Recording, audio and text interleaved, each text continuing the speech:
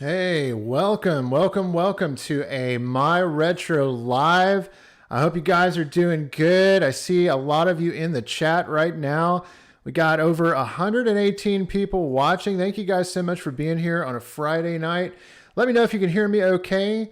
And we are still getting into the thick of this whole live streaming. I tested it last week with a Friday night live stream, but going forward, I want to do the My Retro Live show as a live sort of podcast type of show that all of you can tune into on Friday nights. Looks like 10 o'clock is going to probably be a good time for us to do this, Central Time, that is. I want to thank each and every one of you for joining me here today. Let's throw this in real quick. Yeah, we got a little lower third popping up here, or at least it should be. Let's see. Is it popping up? I don't know. We're still learning this stuff here. I see. There we go. We got to put that on top there. There's my lower third. Still getting used to some of this this live stream. I'm doing it all myself. I don't have an engineer. I don't have a technician. So it's all me. If there's little mistakes here and there, then do forgive me. Yeah, guys, this is super cool. I'm so happy to be streaming here with you today on this Friday, and I hope all of you are doing awesome. We have a great show up ahead. This is not just a live stream where I play games or I just talk to you guys. I'm actually going to be producing little segments within the show, and hopefully, if all is said and done at the end of the day, we can cut the show down into separate video segments that will go live on the channel or will be uploaded to the channel. So we're trying this out. We're giving it a shot, and hopefully we can keep refining it and doing well. I see my wife's in the chat. Hey, honey, how are you doing? I see you there. Mr. Awesome, Animation Abby. We're up to 171 people watching. Hey, be sure to like this video and see how far our reach can get tonight on this awesome Friday night. Again, I hope you're all doing great. Well, you know what? I want to fix something with my background real quick. You know what? Bear with me. This is supposed to be full screen. Let's do that. There we go. That looks a little bit better, right? Okay, well, I do want to. I see that somebody. Let's see. I think I saw Tara. Yeah, you're there in the chat. If you notice the top of the chat window here, we have a pinned comment, and I want to say that Michael and Tara have been watching the show for a good long time. Michael, especially, and Tara right now is battling cancer. So if you all could. If you can spare to just, put a little towards helping them out, that would be great. Tara has become a good friend of my wife, Megan's. And so, it'd be awesome if you can help them out. They found out, I believe it was last July, that she was battling stage 4 breast cancer. And so, Tara, our prayers are with you. We pray for you daily. And you know what? I really, I wish there's more we could do, but God is with you. God is on your side, and we're with you. And so if anybody wants to help them out, Michael and Tara, please, they're longtime watchers of the show. Please, if you can spare a little bit, there's the link at the top of the page. But after, having said that, let's go ahead and get into the show here. We have a really cool show planned for you. And a number of topics. As you can see from the thumbnail, the topic I'm first going to dive into here, guys, is Wave Race. Now, I actually have a copy of Wave Race right here. And this game, I swear, guys, this game was like, when Wave Race 64 came out, it was sort of the game that we didn't expect it to be what it was. When Dad and I picked up Wave Race back in 1996, it was the third Nintendo 64 game that we ever had. And really, this was a game that I didn't think anything of when we first got it. We were just hungry for Nintendo 64 games. And we really wanted to just get every game that we possibly could get our hands on. I mean, I remember back when the Nintendo 64 came out, it was just one of these deals where we were playing everything. And Dad and I remember we got Wave Race 64 after we picked up Pilot Wings. So this was our third game. We got Super Mario. Oh, there's my lower third popping up again. We got to change that. So still ironing out the kinks. When we got Wave Race 64, Pilot Wings and Mario 64 were the only games that we had on the Nintendo 64. And it was one of these deals where we were like, this is new frontier. This is like a brand new, we'd never seen 3D graphics like we were seeing with Super Mario 64 and Pilot Wings.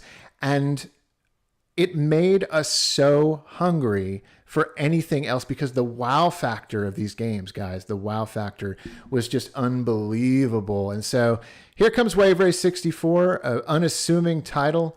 And, this game just looks amazing. Even today, I love picking this game up and playing it for a few hours at a time because it's just such a relaxing experience. I remember when we picked up the game, I remember popping it into the Nintendo 64 and just being blown away by its amazing wave effects. I mean, these effects were just mind-boggling back in 1996. And you gotta remember, this was like before we had this, we had 16-bit graphics. We had, graphics that were flat and pixelated, and this was an ultra level of realism that we had never seen before. And, I remember getting the game and having such a blast with it. When I first played the game, I probably spent the most time inside Dolphin Park because I was getting things trained. I was learning how to play the game, and every Nintendo 64 game back then, guys, you got to remember, it took time to get used to the controls because Nintendo 64 was this brand new analog stick 3D controller, and every game back then we were picking up, it felt like we were learning how to walk again. I mean, it was crazy, guys. It was so crazy. So we were spending so much time learning the controls. Thus, I spent hours upon hours in Dolphin Park. Dolphin Park, I swear, you could just play this over and over again. You could do the stunt mode and just really take a relaxing, time with the game. You didn't have to win a race. You didn't have to do anything. You just very casually race around this circle and swim with the dolphins. Like, that was just so relaxing to me, guys. Swimming with the dolphins.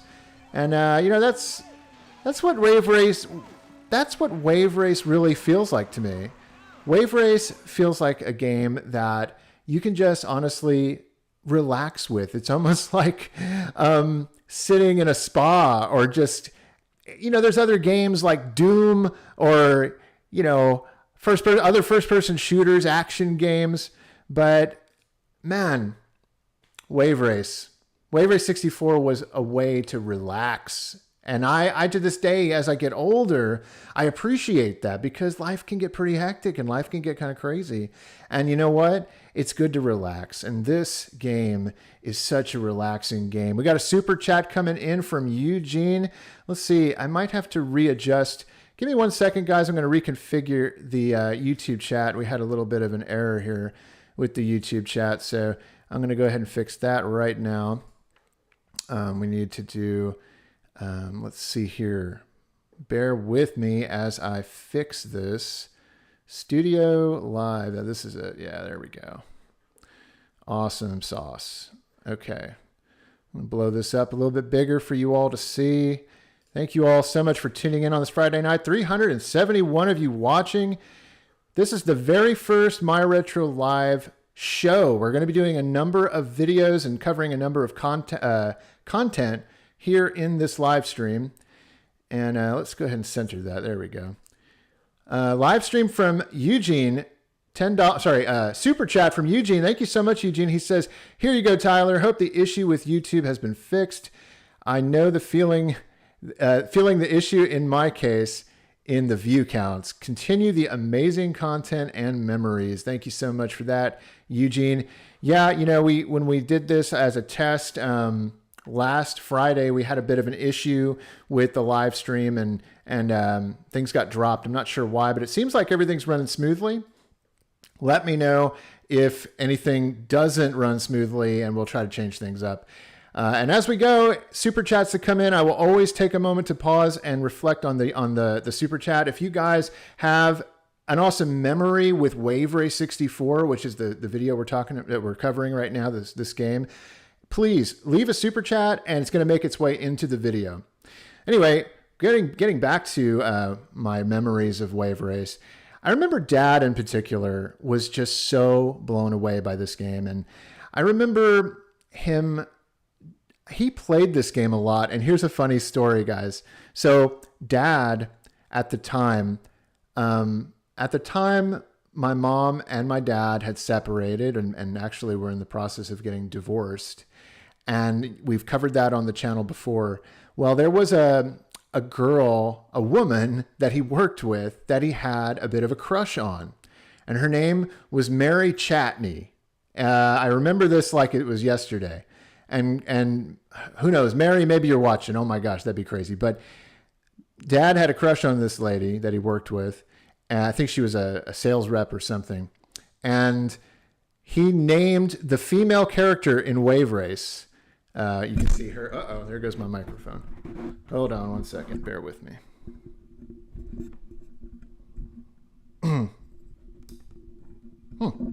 Oh, there it is. Let's bring it down a little bit. There we go. Okay. Let me bring this down a little bit. It looks a little too high. There we go. That looks better, right? Okay. Can you hear me okay? Everybody hear me good? All right. We're in the middle of something here. Get back to the story. Ironing out these kinks. You guys are witnessing my first go at this sort of live streaming content that's going to go onto the channel. So y'all are the best. Thank you so much for doing this with me. Okay.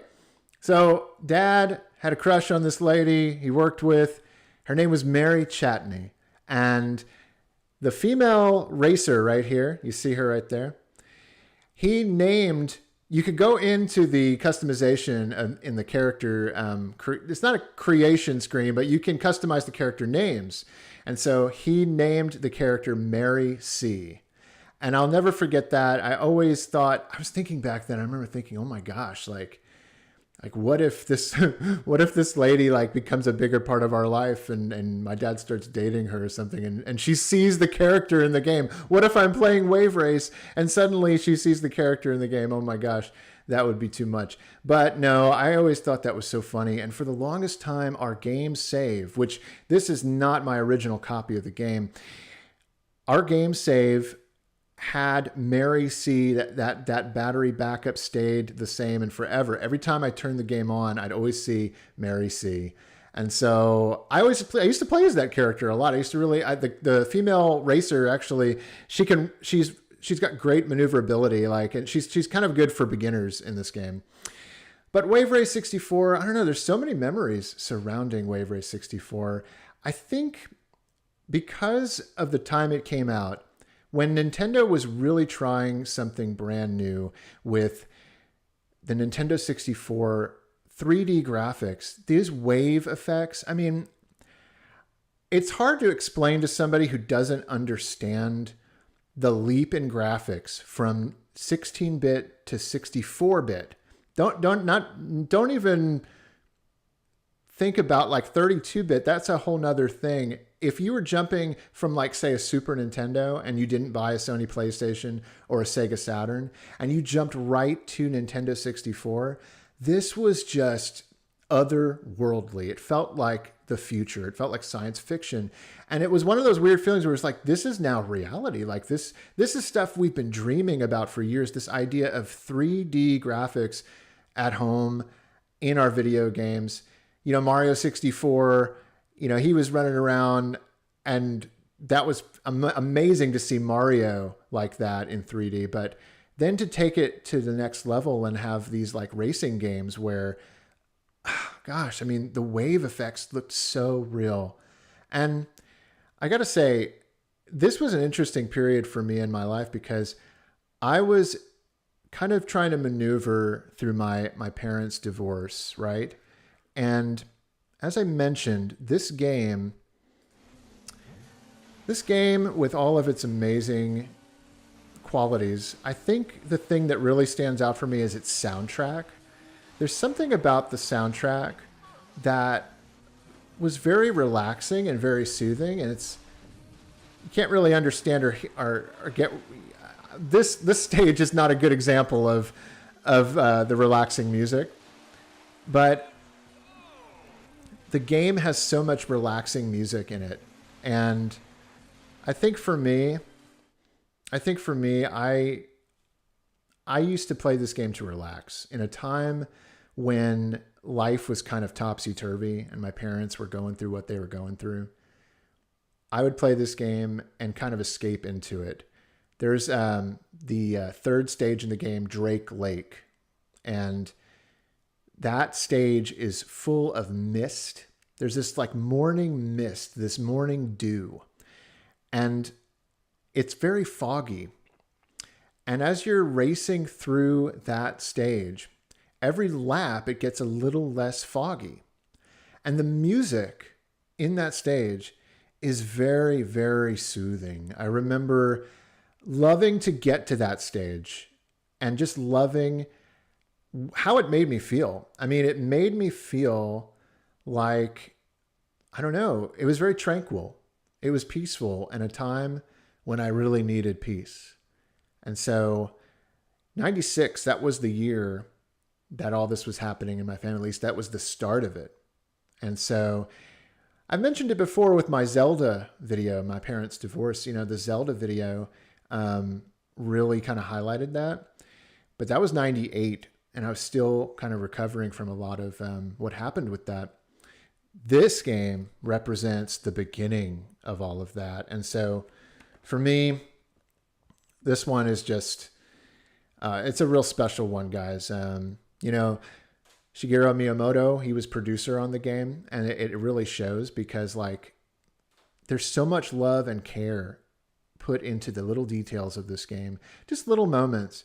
Like when you actually go to start a new course and there's this little moment where you hear this little piano, and it's very tranquil. It's very peaceful. You hear the piano and it plays this little riff, and it's like, dun, dun, dun, dun, dun, dun, dun, dun. I think I got that right? And then once you hit the button to start the race, it goes, dun, dun, dun, dun. Like, I don't know, there's just these little moments.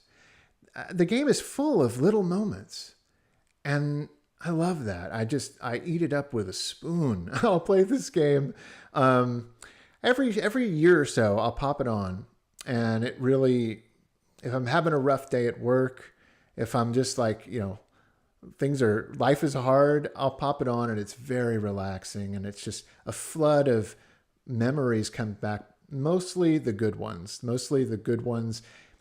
Experiencing Nintendo 64 with my dad for the first time, and just navigating that entire season, dealing with what we were going through, and letting the Nintendo 64 and each game that came out, like this one, just really peel back another layer and really just help soothe and just help the healing.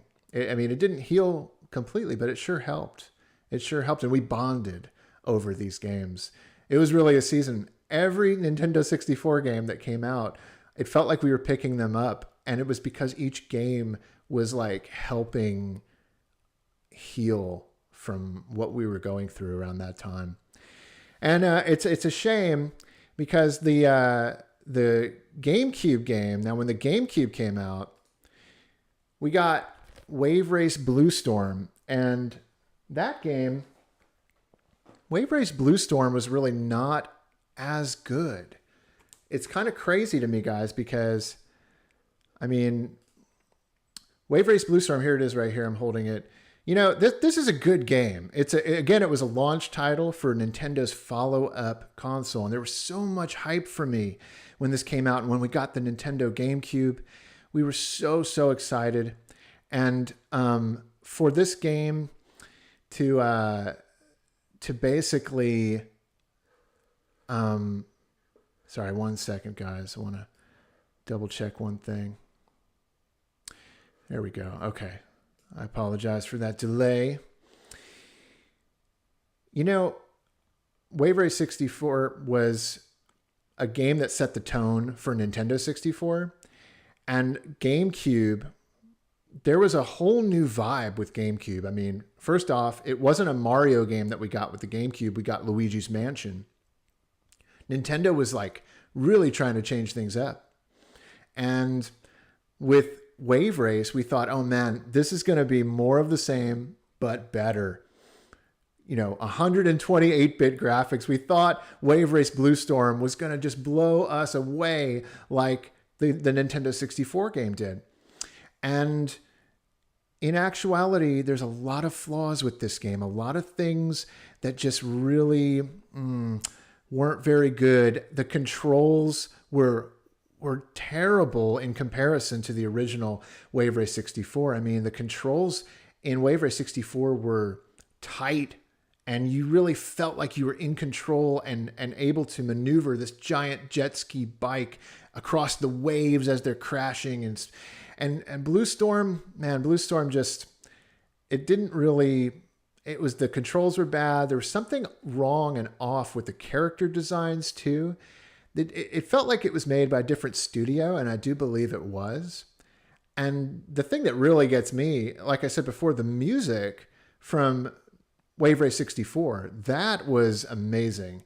And that's what like really made that game work for me. The music in Blue Storm, it's not the same. It's no longer that kind of tranquil, peaceful, smooth jazz kind of music, I feel like with Wave Race 64, I'm listening to the Rippingtons, this like smooth jazz band. And I'm like, I'm on vacation or something. With Blue Storm, it's more generic, like rock and pop, and like, I really felt like they got it wrong there. And that's what hurts. That's what hurts this one quite a bit. But I still really enjoy Wave Race Blue Storm for what it is. The graphics are really good. It's really fantastic. Definitely recommend checking it out. But for me, the real legacy of Wave Race lies with the original Nintendo 64 game. Now, there was another game. This isn't actually the original. The original was actually the Game Boy game. That's right. There was a Game Boy game, Wave Race on Game Boy. And this game, I never played. I used to see it in the stores. I used to see this box art on the store shelves. And I always wondered what it was. And then Wave Race 64 comes out, right? And I honestly didn't put the two and two together. It wasn't until much later that I realized that Wave Race 64 was a sequel to that game, Wave Race on Game Boy, that I used to see on the Toys R Us store shelves. Like, that's crazy to me. Like, I remember having that revelation and it just blowing my mind, guys, just totally blowing my mind. But I love and adore this game, and I don't know why Nintendo has just forgotten it. They've just let it just fall to the wayside. I don't get it, guys. I really don't understand. I really would love to know what's going on in their minds. Like, do that? I guess it all comes down to the dollar. I guess they don't feel like it's a viable franchise. But I say give it another shot, guys. On your next platform, Switch 2, let's have a fantastic Wave Race game for it. That would be just amazing. Oh man, I want it. You want it, and let's usher this series into like an entire new generation. It needs to happen. It's been too long. I mean, we didn't see one on the Wii. We didn't see one on the Switch, the Wii U. It's been too long, guys. And it kind of makes me sad. And I don't really know. If you guys know why Wave Race has been kicked to the curb and treated like yesterday's news. Yeah, maybe write a comment. Let me know. I adore this game and this series, and I really hope Nintendo does something new with it. Man, well, that is the conclusion of the first segment here on the show tonight. Give me 1 second here. I'm going to kind of maneuver a few things.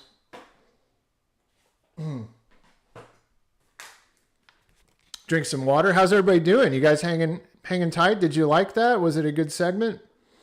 Again, I'm trying something new here. So if you guys could like this video, and maybe more people will join the chat. We've got, let's see, how many people are watching right now? We got 193 people watching at the moment. That's awesome. Thank you, guys. Really, that's fantastic. I'm gonna get some water here. I've got there's some blue goo in there. No, it's like a caffeine powder, like a natural caffeine powder. F-Zero. Yeah, F-Zero needs a comeback too, for sure.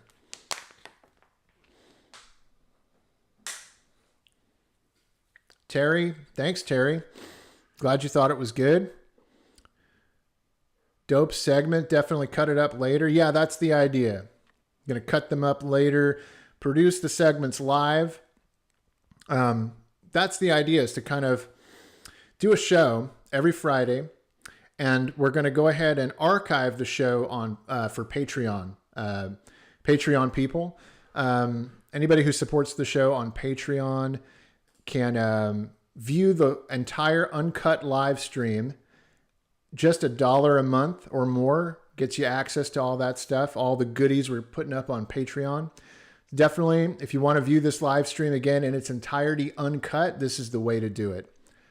And yeah, that's what we're going to do going forward. Pretty cool, huh?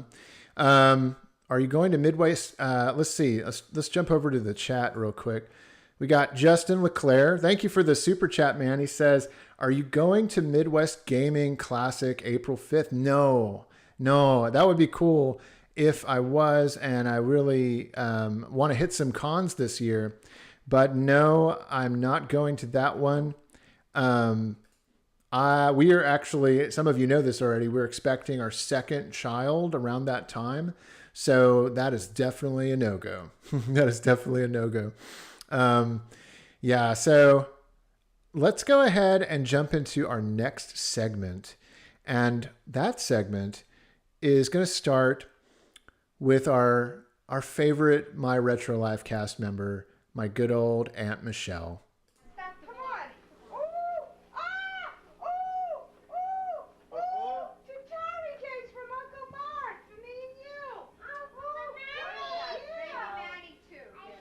Atari games. The trick shot, the pool, yeah. And Halloween. Oh, that's for me and Mama.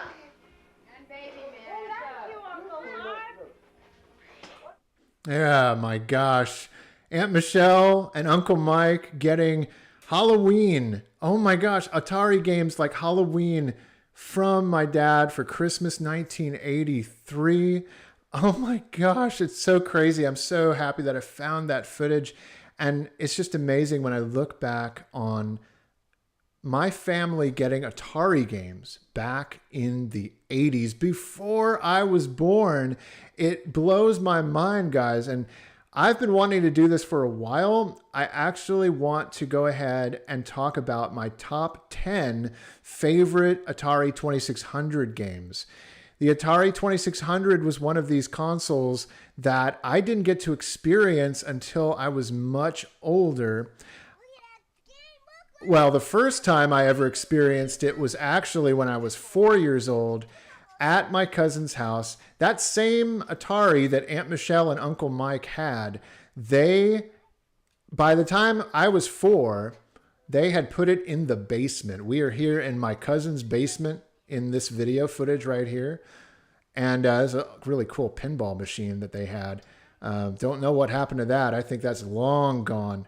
But Yeah, there's Manny trying to plug it in for me. They had this really cool fish on the wall, like Marlin. Super, I don't know. I think that, so okay, there's the Atari. This is the very first time I ever laid eyes or hands on an Atari. And Manny actually told me in that moment, he said, "This is yours." He wanted to give it to me. And for some reason, he never actually gave it to me that year.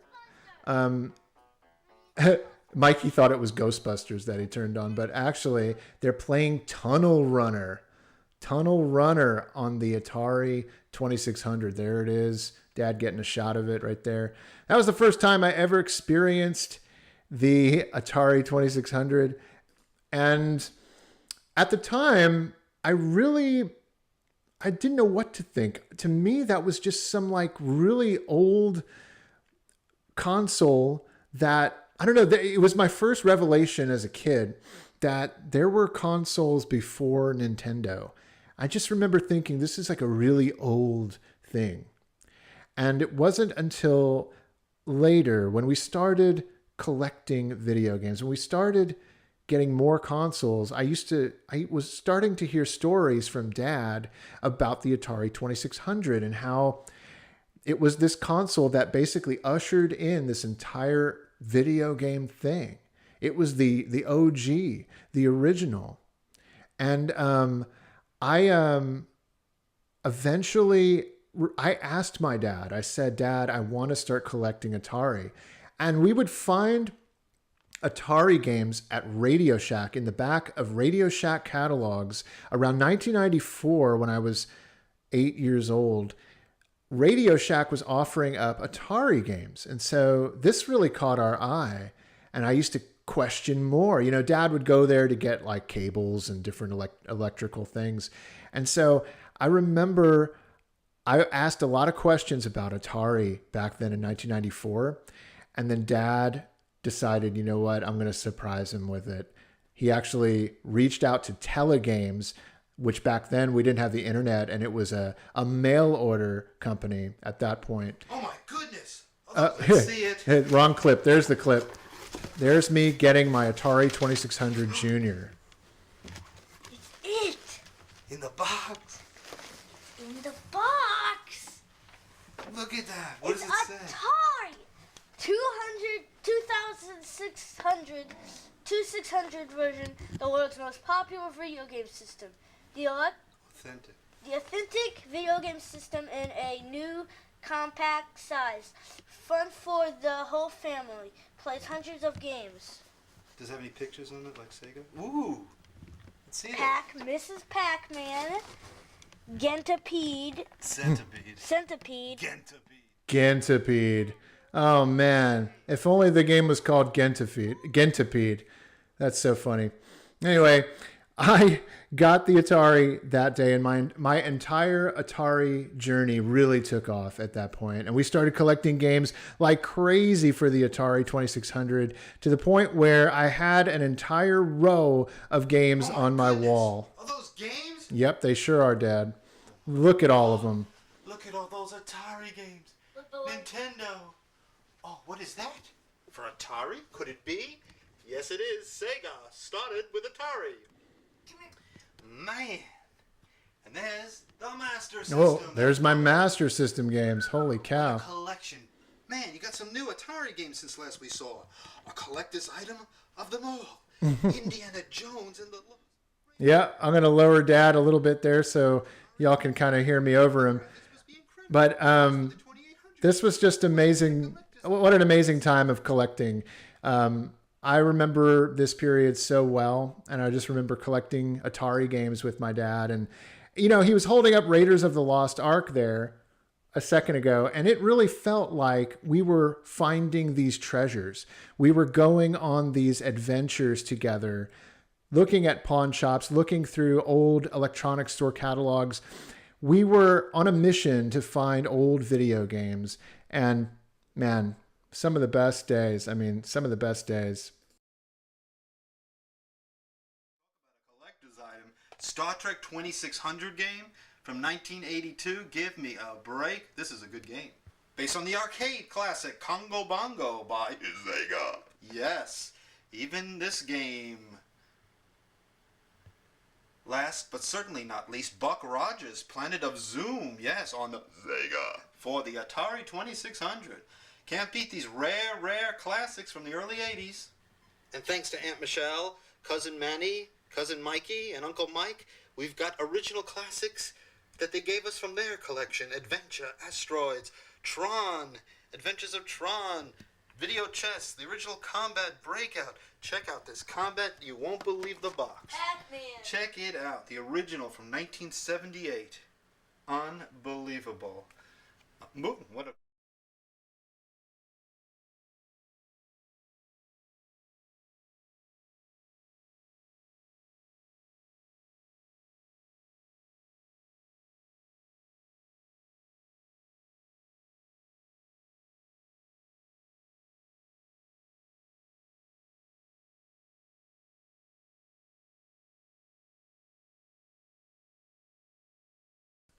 There we go.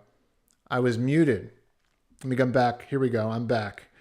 He was actually commenting on the fact that there was no pictures on the back of that combat box. And that was crazy back then because you know what?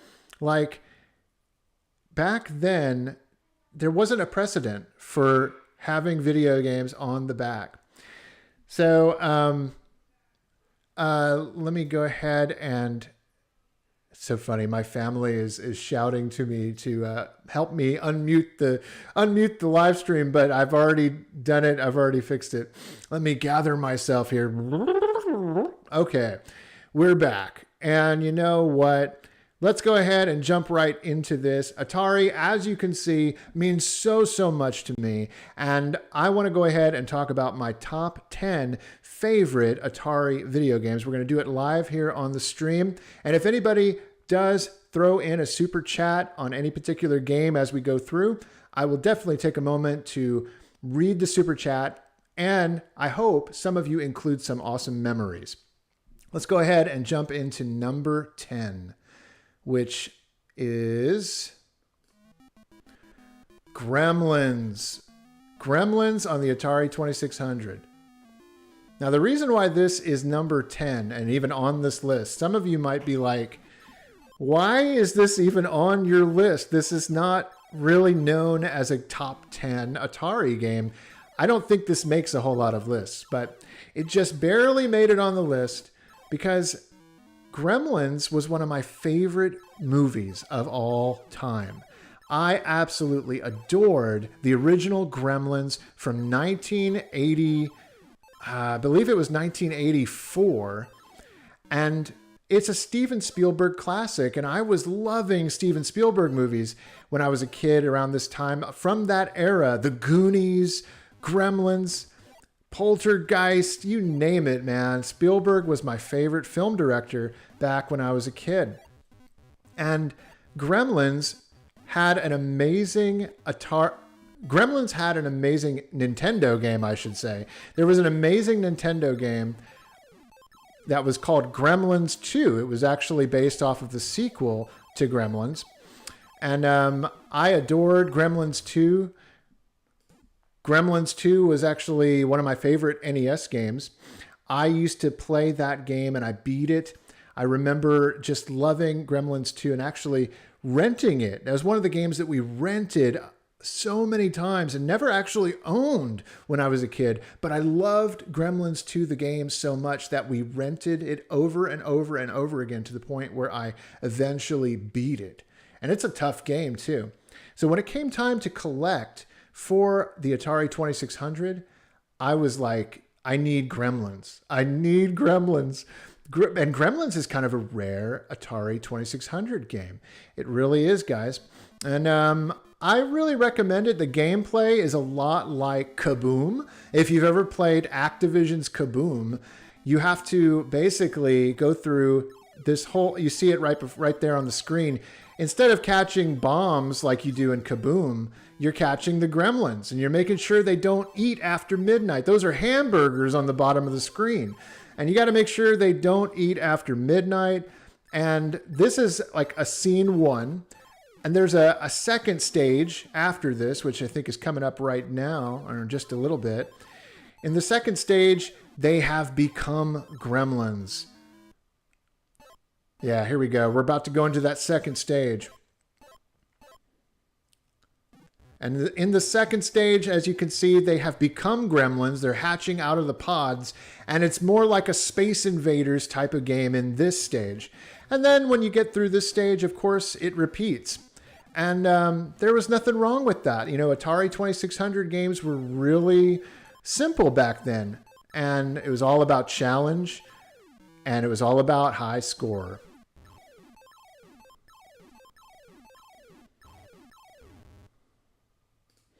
Well, Gremlins was one of my favorite Atari 2600 games. I remember my dad getting that off of eBay for me at one point when I was maybe a teenager. I think I was maybe 13 years old, 14 years old.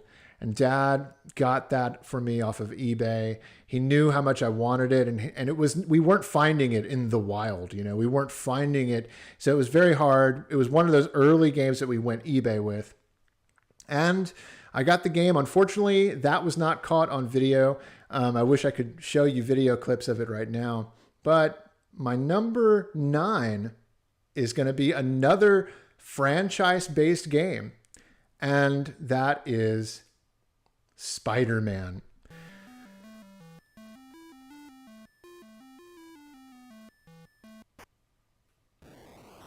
This is a classic Atari 2600 game. Now, this is definitely one of those games that winds up on top 10 lists.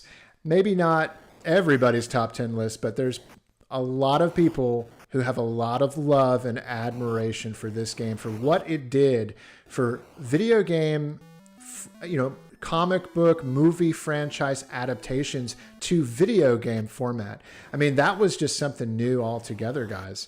And this one is really special to me for a lot of reasons. This one, it came out before I was born in the early 80s, when my grandfather, Mike Esposito, he was still a part of Marvel Comics. That's right. A lot of you may not realize or know this, because I haven't really talked about it a whole lot. But my grandfather was a inker for Marvel and DC back in the Silver Age of comics. He's very well known in the comics industry. We lost him in 2010. Miss you, Grandpa. Spider-Man was the #1 comic that Grandpa inked and worked on. That and Wonder Woman. But for Marvel, which was my thing, I loved Marvel.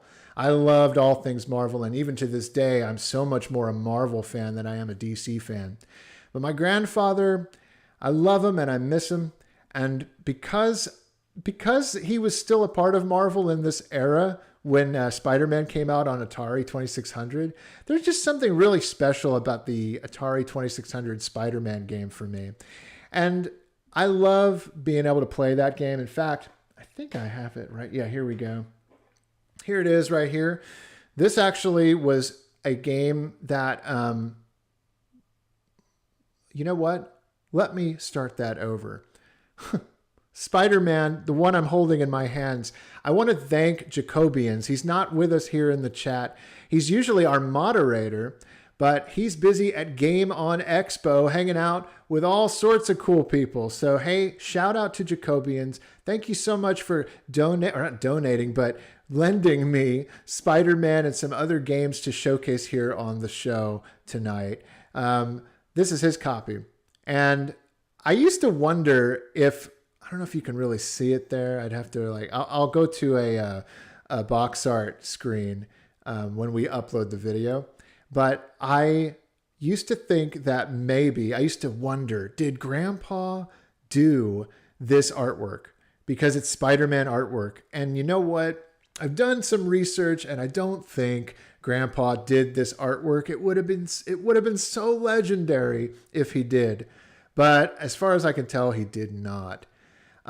Regardless, Spider-Man on the Atari 2600 is such a beloved game for me. I absolutely adore it. It's one of the best on the Atari 2600, and I want you to check it out if you haven't already.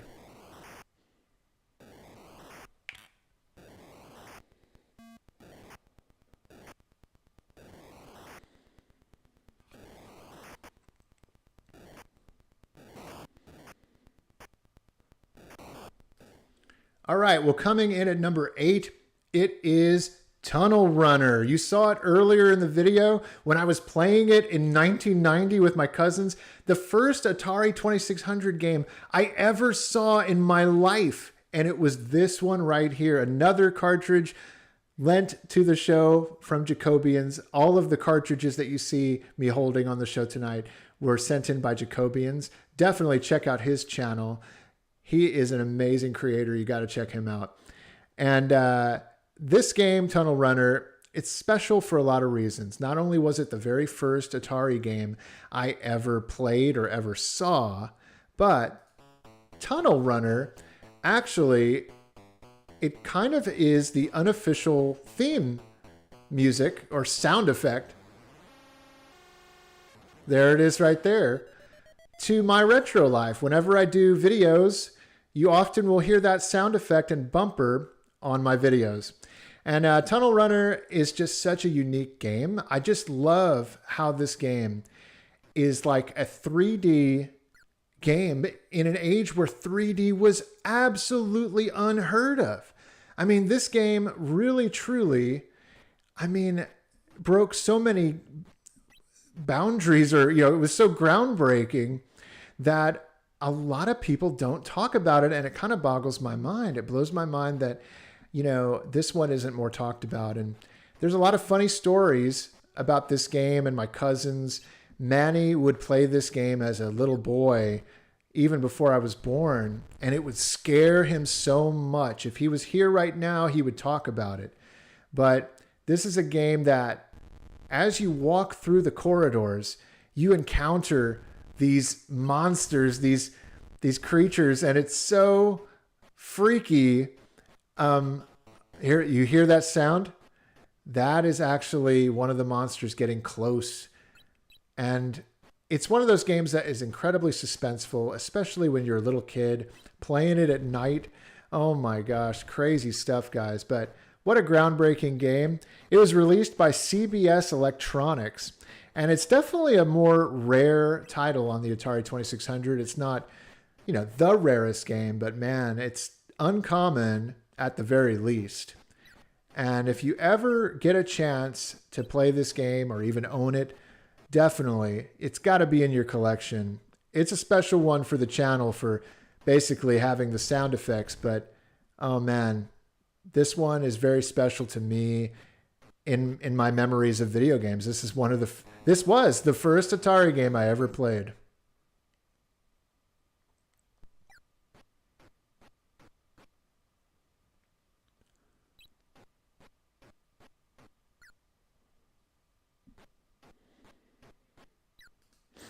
Long before you had Phantasy Star or other dungeon crawling games, Tunnel Runner was making a name for itself as sort of like a dungeon crawler, this is one of the OGs, guys. This is one of the ones that, started it all. And so it needs more credit. I'm really happy to highlight it here on the show. That's why it's here on the list.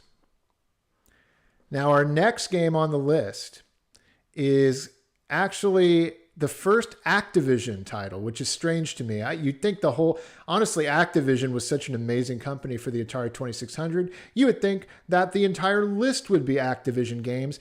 There are quite a few on here, but we're going to actually start our first Activision game here at number 7. It's Plaque Attack.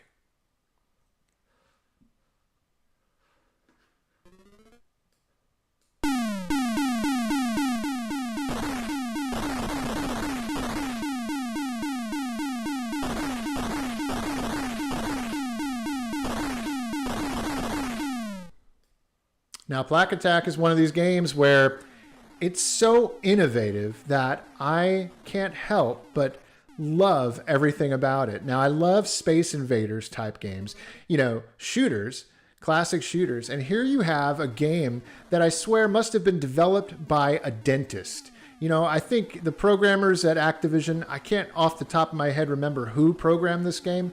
They must have had a dental appointment.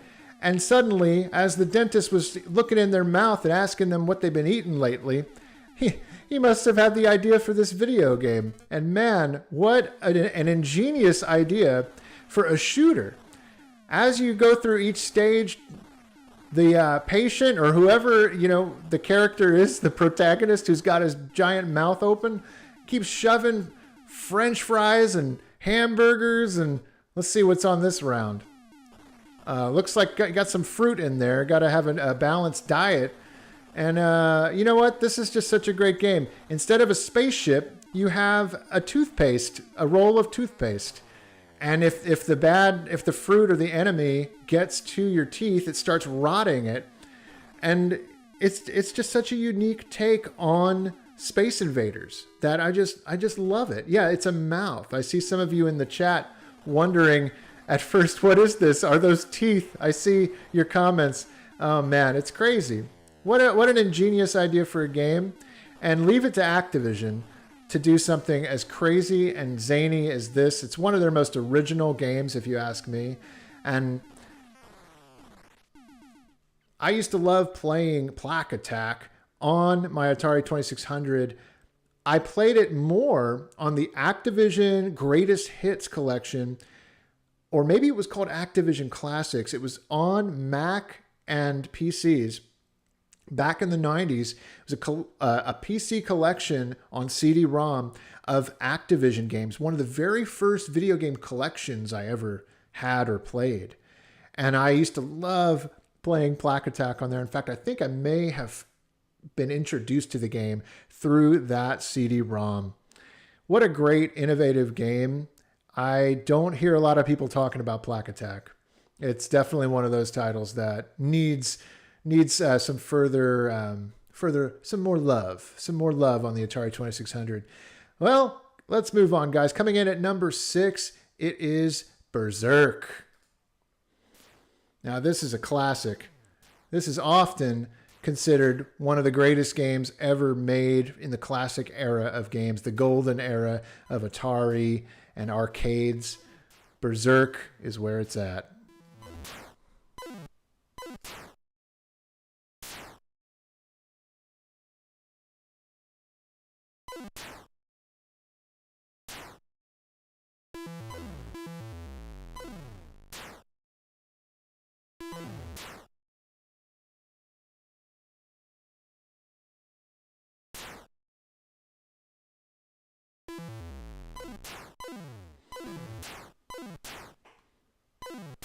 Now, I actually was sent this brand new copy of the brand new Atari 2600 Berserk that has been released by Atari. Atari actually is making brand new games right now. They've re-released their original Atari 2600. They're calling it the Atari VCS. I take that back. It's called the Atari. Let me get it right here. Let me do this right. So here is the Atari 2600 Plus console. Atari actually sent this to me recently with Berserk, and it's fantastic, guys. I highly recommend you check out this brand new Atari game. And it's so cool to have Atari back in the console business in some way, making brand new games.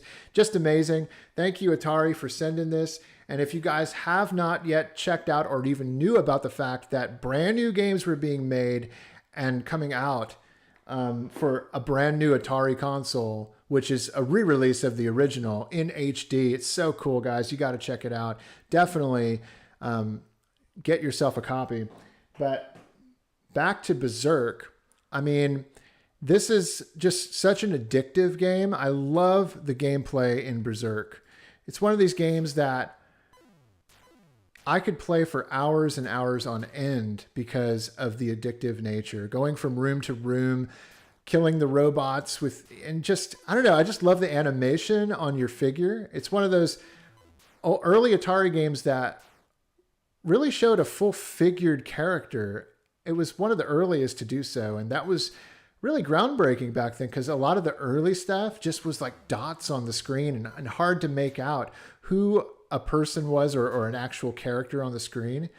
But this was just next level back then. And there's a reason why this is considered one of the most classic video games of all time. And I love it. It's one of my favorite Atari games. I will pick it up and play it for hours on end.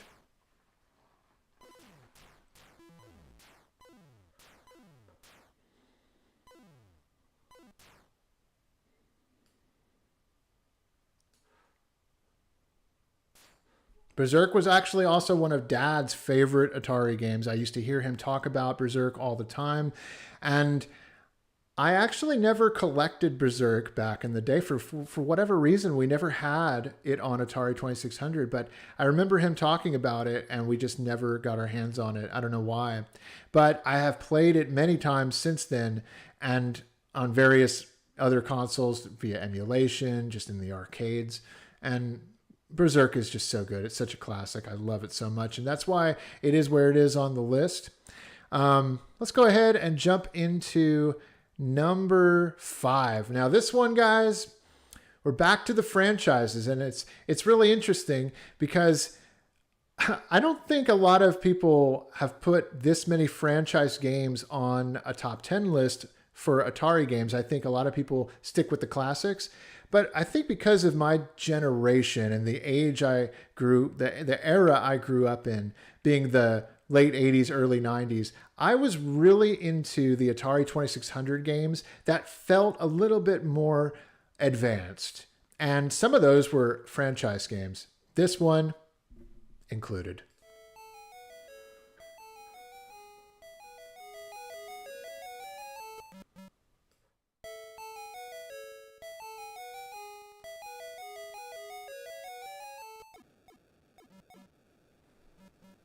Now, here we go with Roadrunner on the Atari 2600. As you can see, this is just a beautiful looking game. It's just, I mean, as far as Atari graphics goes, this is some of the best. You've got like something close to parallax scrolling happening. It's not exactly, but it's trying to mimic that style.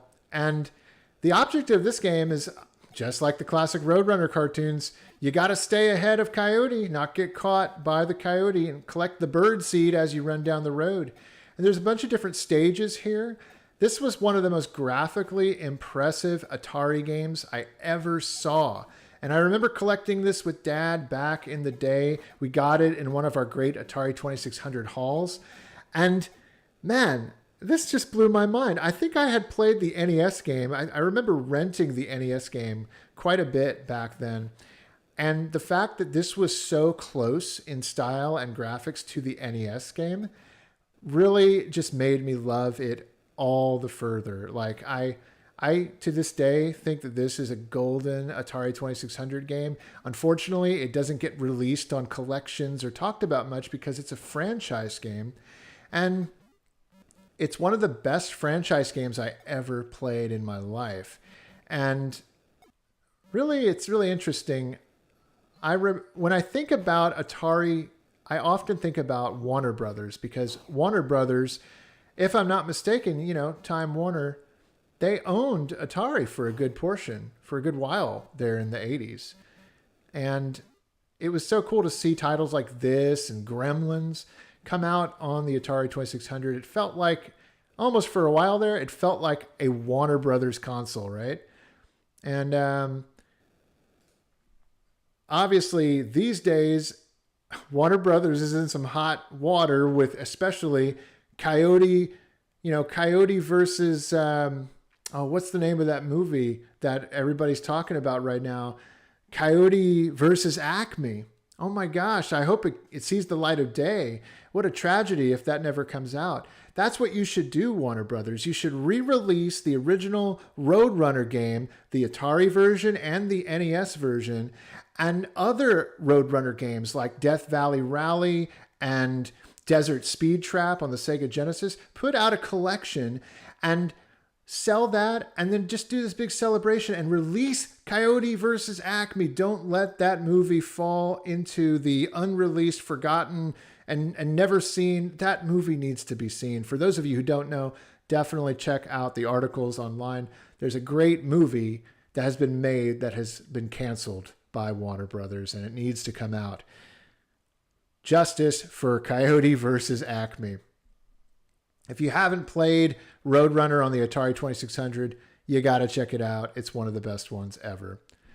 Hey, we got a super chat coming in right now. Thank you so much. I believe it's Tyrone. Tyrone Dunstan says, hey guys, hope all have a great weekend. Thank you so much, Tyrone. Thank you so much. That's awesome, man. Really appreciate the super chat. And man, let's just keep moving on here. The next one on the list. I appreciate all of you watching. We got 160 people in the chat right now. I know it's kind of late, but let's go ahead and move on here. We got a classic coming up. Now, this had to be on the list, right? This just had to be on the list. Adventure. The original Adventure made by Atari.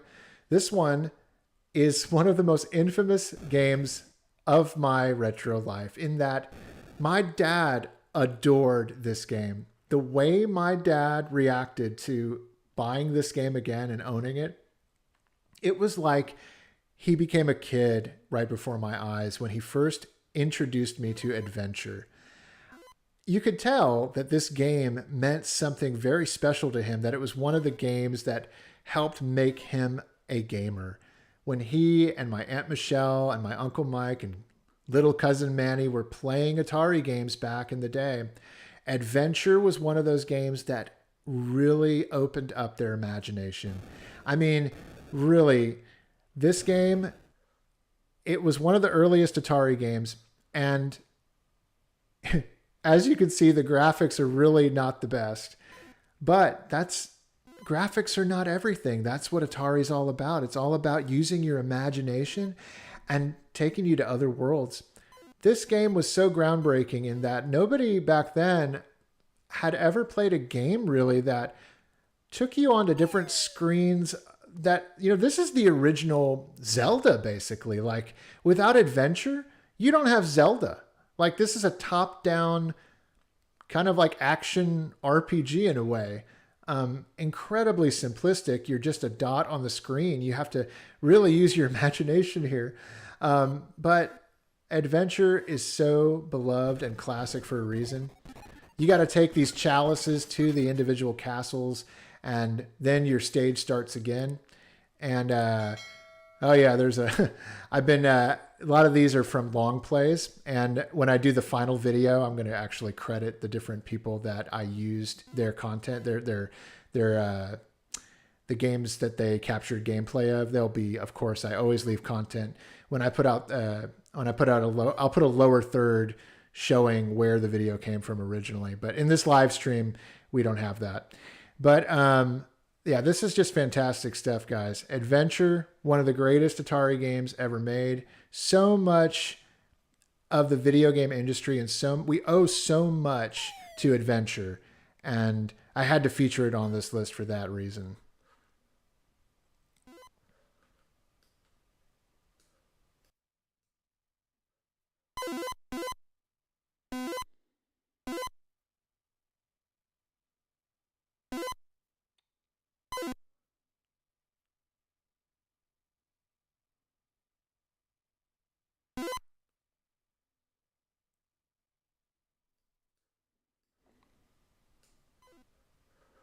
All right, now let's go ahead and move on to the next game on the list.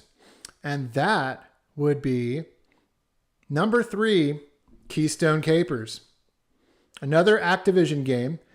This was just a game that I remember playing on that Activision collection, back on that Activision collection that came out on the Mac and PC.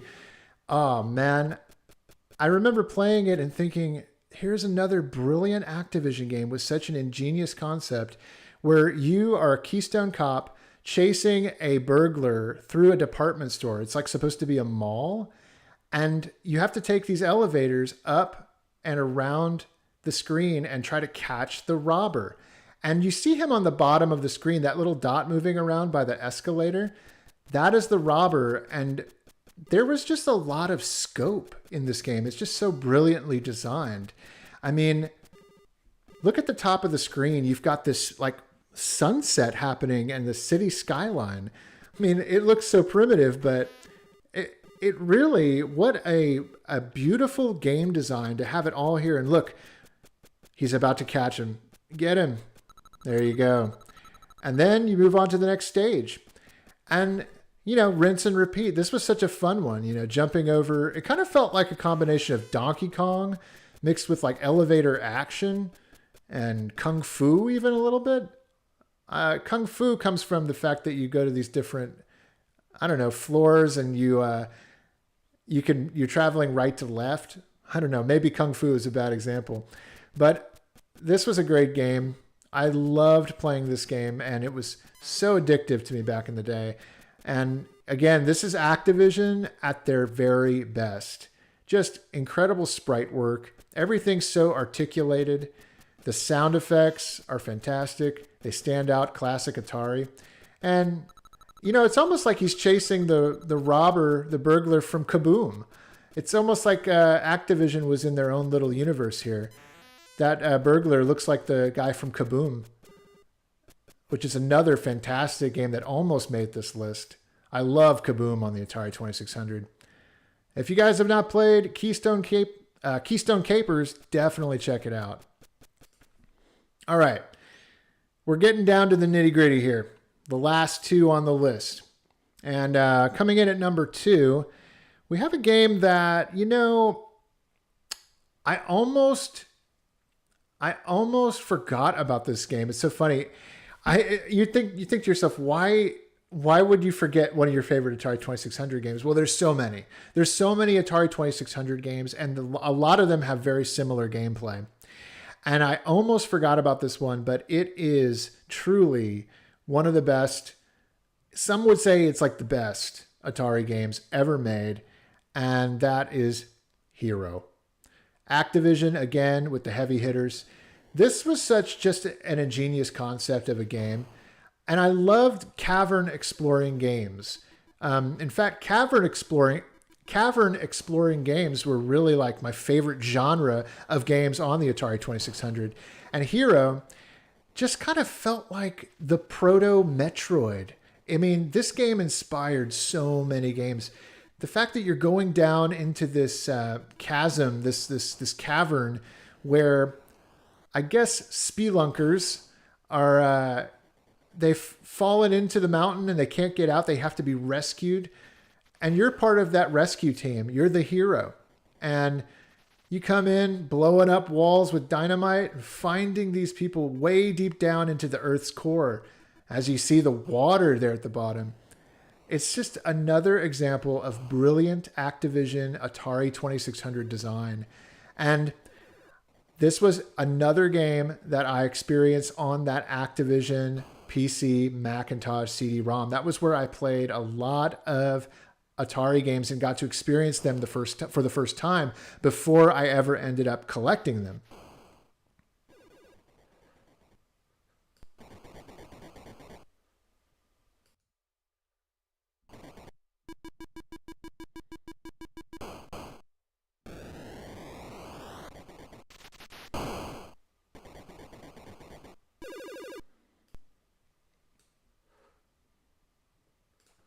Hero is also known as, there's another YouTuber out there, you may have heard of him, Metal Jesus Rocks. I think Hero is his favorite game. I love watching his channel. Of course, he's a legend in the retro gaming world. And Hero, I believe I remember him saying Hero was one of his favorite, if not favorite, games ever made. And so I had to put it on this list, not just because of what I think of it, but because of what so many people in the retro gaming world think of it. It's one of the, it's not widely known, but for those who love Atari and know Atari, they know Hero is one of the best. It's number 2. When I think about all the Atari games out there, it had to be number 2. I literally, the game's graphics are just so amazing. And remember earlier I said that graphics on the Atari 2600, even though they don't mean everything, they really meant a lot to me when I saw good graphics and game design on the Atari 2600. Anything resembling the way games would continue, because I grew up with the NES and the Sega Genesis and Master System.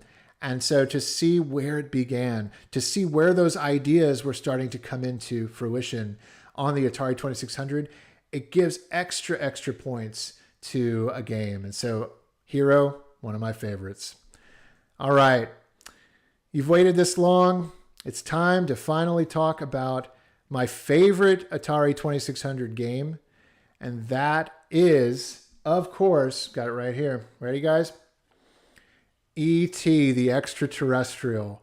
Oh my gosh, this game is, I swear, it should be one of the best games. It should be on top 10 lists across the world. Number one. It's so good. I can't believe what they were able to accomplish with this game. And everything I'm saying right now is complete and utter nonsense. I am lying through my teeth. E.T., one of the worst games ever made. I had to feature it here because, I mean, why not? It's sitting there in front of me. I have to feature it somehow. Stay away from this game. This is one of the worst games ever made, and it nearly killed the video game industry. That is a story for another time. Let's go to the real number one, shall we? The real number one is Pitfall. Actually, it's not this one. It's Pitfall 2. Pitfall 2 is one of the greatest games ever made. And honestly, it belongs on my top, 50 games list. It's way up there, top 25 games. As I mentioned before with Hero, I absolutely adore cavern exploring games. To me, they are some of the most fun and explorative games I've ever played. I love using my imagination and going through caverns in old school video games. I think it's because I'm a huge fan of The Goonies. I always loved that movie. It was my favorite movie as a kid. And so these video games that explored caverns and had you finding buried treasure, oh man, I just love them so much. Games like Pitfall, Montezuma's Revenge, Spelunker. And Pitfall 2 just took what was fantastic about the original Pitfall and just turned it into a much bigger world. The fact that you could fall down, like you just saw in the graphics here, you could fall down into the cavern and start exploring not just the jungle setting, but the cavern itself. Going around trying to find all the gold. There's actually a way to beat this game. Very few Atari games had a way to beat the game. Well, Pitfall 2, there's an ending. There's a way to get from the start to the finish. It doesn't loop like so many arcade classic games and Atari games that were all, based on getting the highest points or score. Pitfall 2 was about exploring. It was about finding secrets and challenging you to draw an entire map. This was way before the internet, and I'm sure so many people out there probably played this game, realized how big it was, and decided to draw a map of each screen to help get them through it. There are so many awesome moments in this game, and I don't know. I used to play this game as a kid and really get lost in it. I love the soundtrack. Let's take a listen to that for a little bit right now.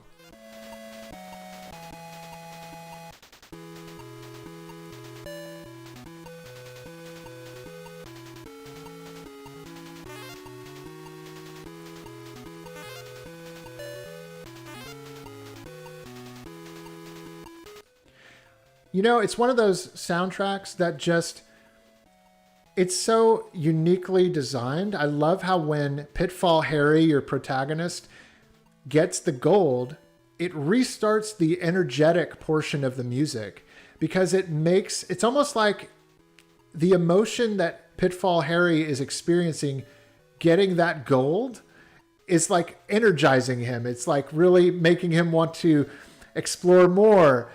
It's making him excited. And I love that. I love it, love it, love it. So yeah, right now we're in that kind of lull. Then he gets the gold and it restarts. He gets energized again after being tired. That's a really unique gameplay design element with the music. I mean, you didn't see that a whole lot. And you didn't even hear this sort of chiptune music on Atari games like that. I'm sure this music had to be taking up so much of the memory on that cartridge for the original Pitfall 2. And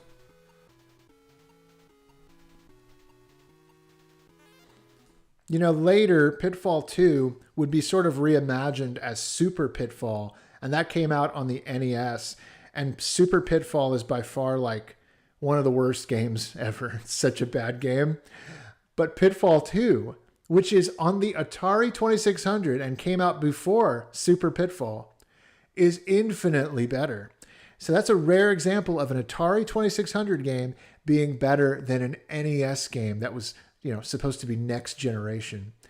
Pitfall 2, one of the best. Pitfall, the original Pitfall, is one of the most famous games in my family. It was one of my Aunt Michelle's favorite games, one of my dad's favorite games. Pitfall 2, what else can I say? It's my favorite Atari 2600 game, and if you have not played Pitfall 2, you got to check it out. It's one of the best. Guys, thank you so much for watching the top 10 list. We're doing this live on the channel. It's actually a Friday night when this is being recorded. A lot of you are watching right now. I'm going to go to the chat. Hey, hello, all you out there in the chat. We're doing this live. This is a new format for my retro life, and I hope you all are enjoying yourselves as I produce this video live. It will get cut up and chopped up and put onto the channel as a regular video after the fact, after this is all said and done. Well, man, I got one more video that I want to, and segment of this live stream that I want to do and get through. But if you'll bear with me for a moment, I'm going to actually step aside to drink some water. You might even hear it in my voice, guys. I'm losing it a little bit. So we got one more segment coming up. This is not one you're going to want to miss, okay? So stay tuned, and I'll be right back.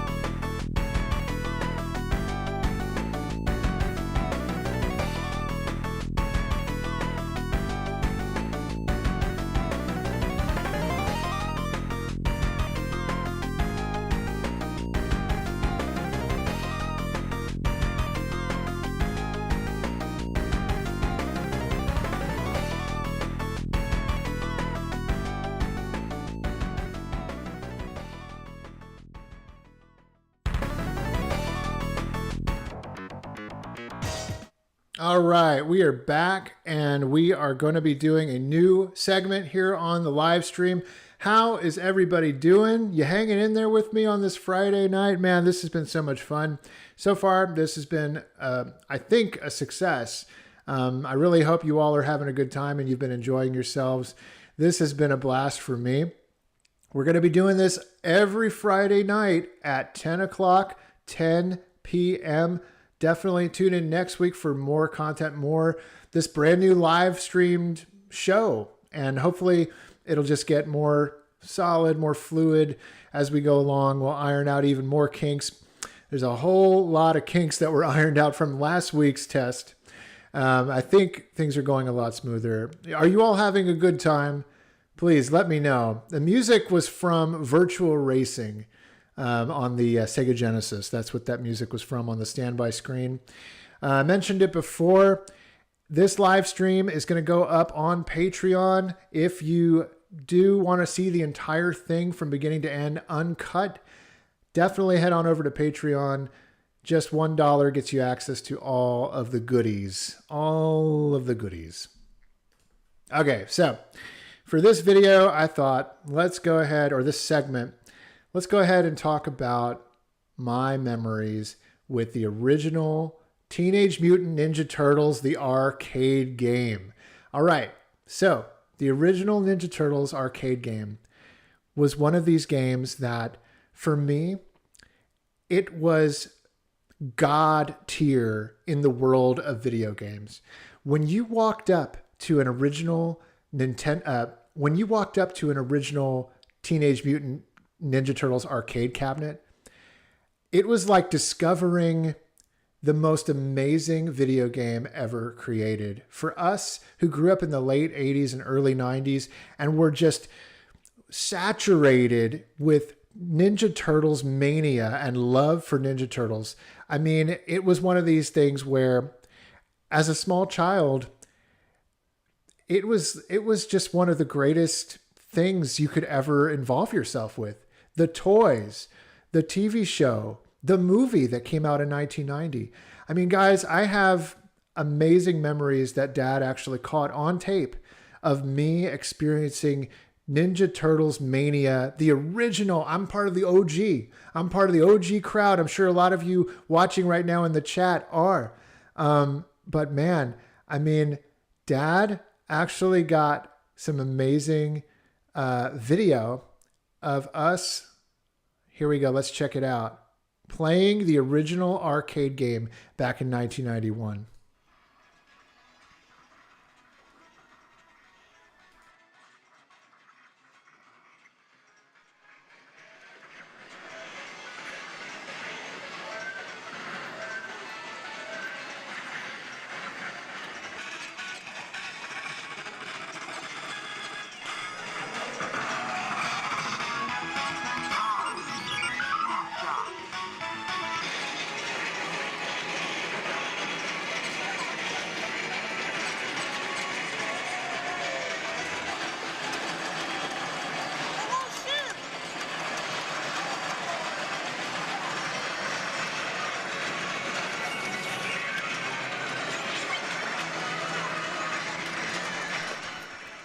Now you see my cousin Ryan's playing Aliens there. That was another really popular one. But man, look at our eyes. Look how engrossed we are in Ninja Turtles.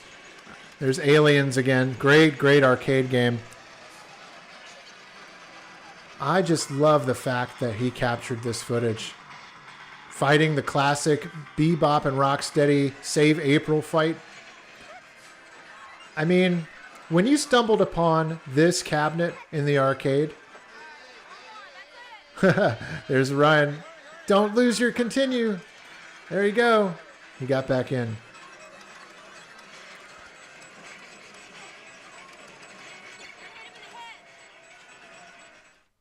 Yep. That was, man, 1991, back in the day, playing the original Ninja Turtles arcade game. Like I said, finding that cabinet was like your day was made, because that was the one I remember we always looked for we were in the middle of Turtle Mania, guys. If you'll bear with me for a second, I thought I had it all set up here in the streaming software, but it looks as though I did not get that ready. There is a clip I want to show you, so bear with me for a second. This will be edited once the actual video comes out, but we're going to go ahead and we're going to pause that video, and we're going to insert another one. Give me 1 second here.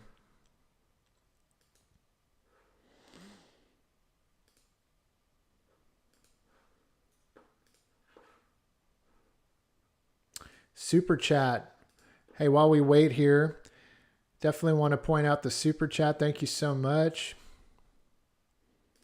Super chat from Tyrone. Thank you, man. It says 1990 was a great year to be a Ninja Turtle fan. I was 4 years old and remember it like it was yesterday.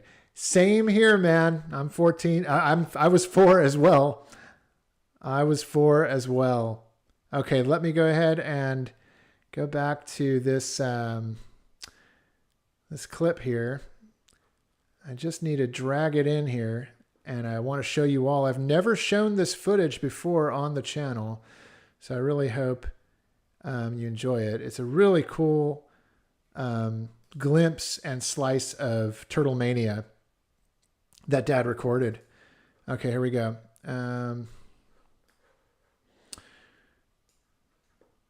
Bear with me here. We've got, there it is. Okay. There we go. Nice and full screen for you guys. This is really long. All right, so here we are at MGM Studios, and I am meeting April O'Neil. And I'm about to meet the rest of the Ninja Turtles. Dad videotaped them rolling in for a show that took place at MGM Studios during the daytime. And here they come.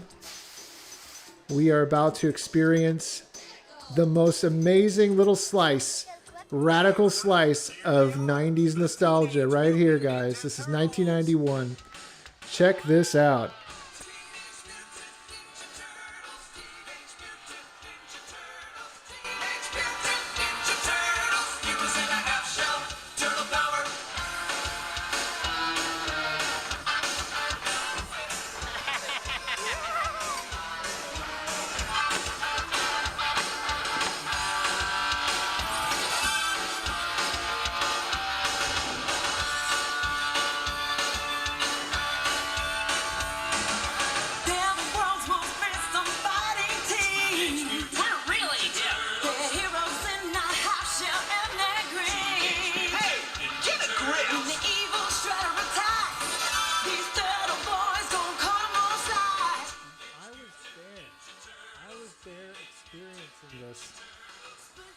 Let me say that again.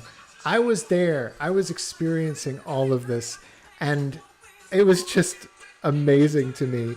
Here I was, what felt like these were the real Ninja Turtles. I remember thinking at that age, oh my gosh, that's really them. This is the live, real versions of them. They're coming to life right in front of my eyes, and they're doing this amazing show. Oh man, guys, this was childhood magic. And for a 90s kid like me, it didn't get any better.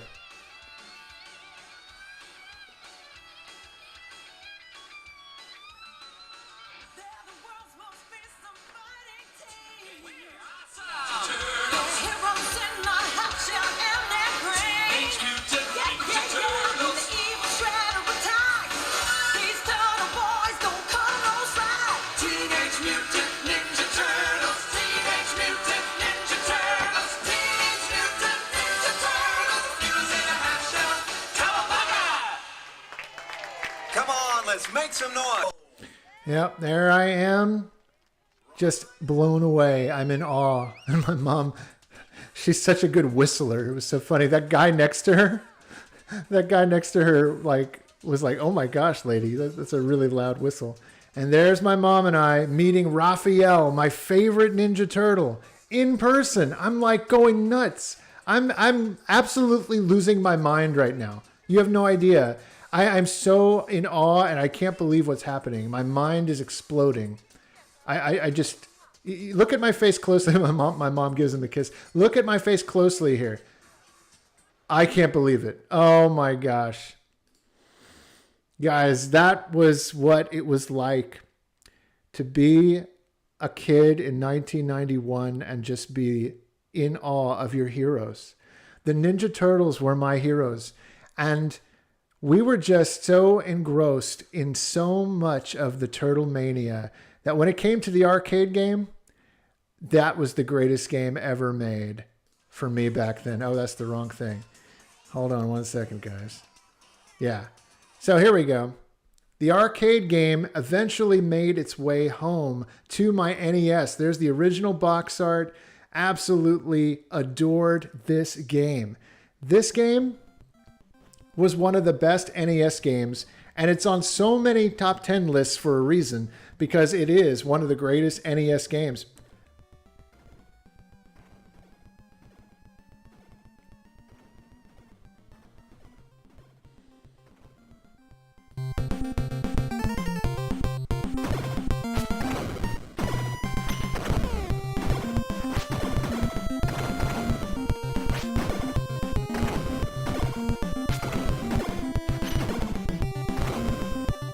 Want to go ahead and shout out. We got a super chat from Retro Oz Gamer.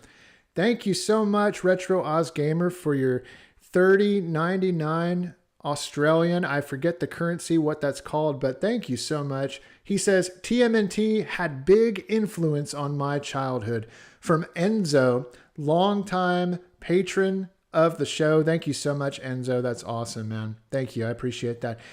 I mean, weren't we all so inspired by the Ninja Turtles? I think so many of us watching, unless you're one of the youngins, so many of us just love Ninja Turtles, and we're so caught up in the fantasy and the amazing, world that was the Ninja Turtles. It's like a phenomenon, and to this day, kids still love Ninja Turtles. There's some amazing formula in that concept.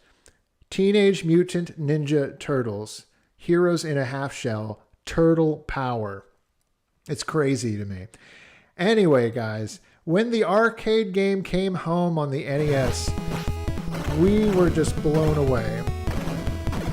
When the arcade game came home, it was like a revelation. We could own our favorite arcade game finally on the NES. It was obtainable. That thing that we only could play when we went to Chuck E. Cheese or somehow stumbled upon it at an arcade or, maybe a Dairy Queen or something back then. This was a game that we only could play in doses. And for us Turtle Maniacs, we had to play this game. It was like the number one thing you could do as a kid back then. I kid you not. And then when it came out on the NES, man, I mean, there it is right there. It was a must own. It was a must own. And for me, the NES game does such a great job of encapsulating. The NES game does such a great job of just bringing the arcade home.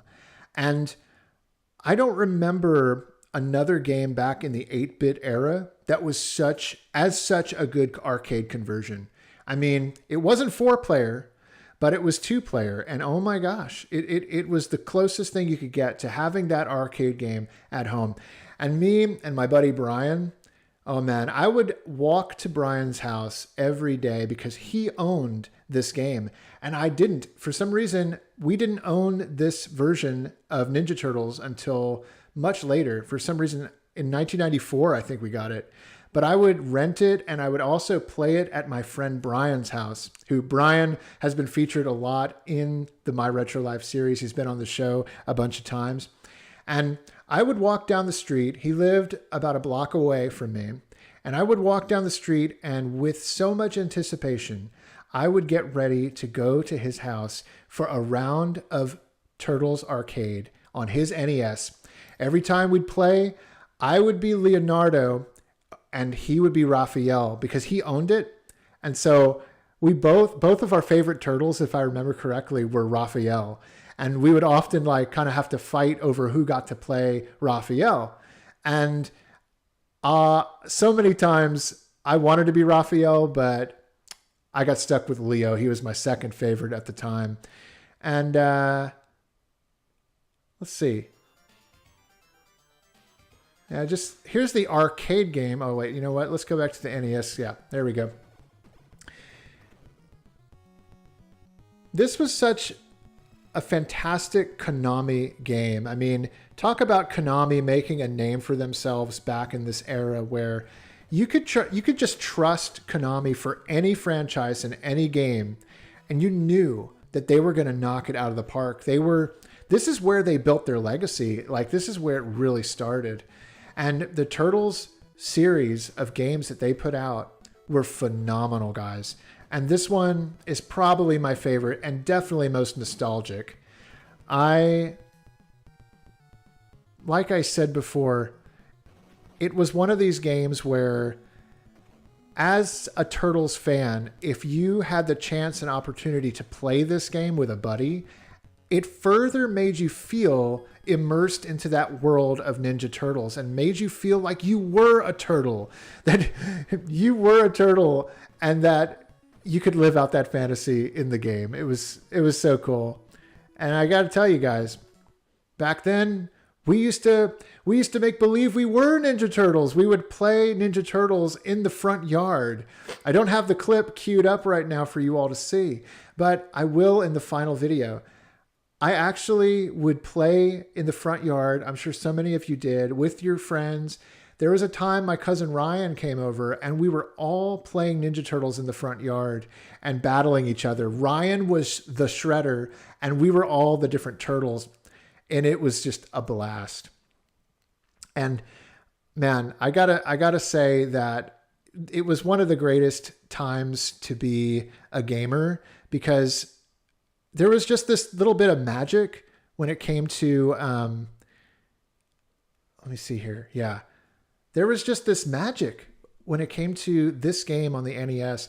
If it wasn't a franchise-owned game, like if it wasn't based on a franchise, I think this would be considered one of the greatest.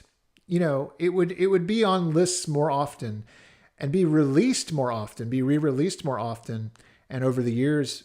But because it's a franchise, it makes it a little harder for it to get re-released and harder for the kids to experience.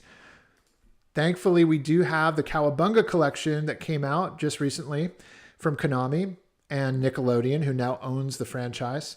I just want to shout out, hey, thank you so much, John, for the super chat. Man, that's awesome. He says, thanks for the nostalgia, but I really just want to know what kind of monster you got hiding in those. Oh, no, we're not going to. Yeah, we're not going to finish that. This is a PG channel. I appreciate the super chat, but I'm not going to finish reading that, and that's not going to make it into the final video.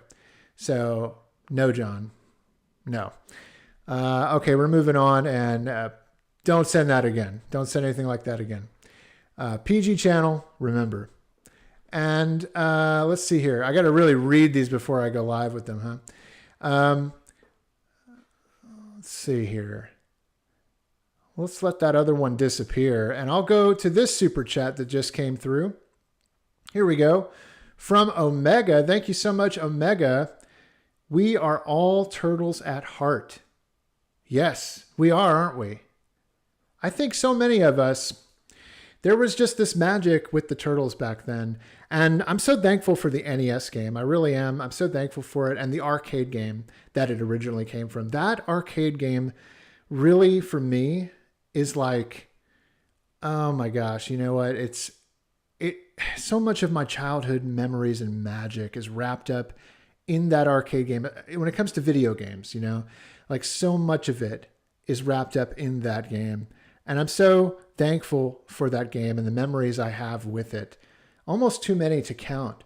Like, I remember playing through that game and beating it with my buddy Brian countless times. And it was just a ritual. It was just a ritual that we would do every day. I'd walk down the street to his house and we'd play TMNT, the arcade game, and we would beat it every time. I feel like every time we always ended up beating that game. And sometimes we failed, but we started up again and we mastered that game together. We really did. And a lot of my early childhood memories with my buddy Brian really are wrapped up in that video game, Turtles, the arcade game. Well, I am super stoked to actually show you all here on the live stream. We got 182 people watching right now. An amazing thing that Numbskull Games and Games You Love sent me. They sent me this amazing package that I want to unbox here on the channel live right now. It is the Quarter Arcade. Oh my gosh, this is amazing. Like, I'm just like, look at me. I'm smiling ear to ear. I feel like a kid again after going through that entire story and everything. Oh my gosh, like I'm holding this. Okay, this is a Quarter Arcade, all right? And these are basically recreations, incredibly detailed recreations. They're a quarter of the size of the original arcade cabinet. And here, let's flip it around. And this is just unbelievable. I'm holding in my hands the arcade game that I showed you guys in the video. And it was just like, I'm kind of giddy holding this and seeing it on the screen here. Like, this is so cool. And I thought, let's go ahead and unbox this and check it out live on the stream, right? Let's do it.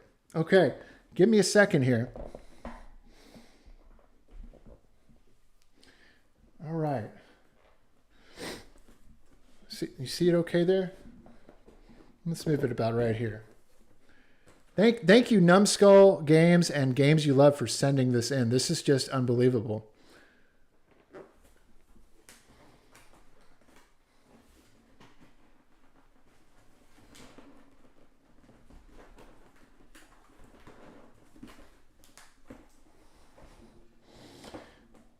Let me make sure I don't want to rip it. Here we go. Okay, make sure it's positioned correctly for you all to see. Can everybody hear me okay? Where can you buy one? You can buy one. Yo, what's up, Retro Ryan?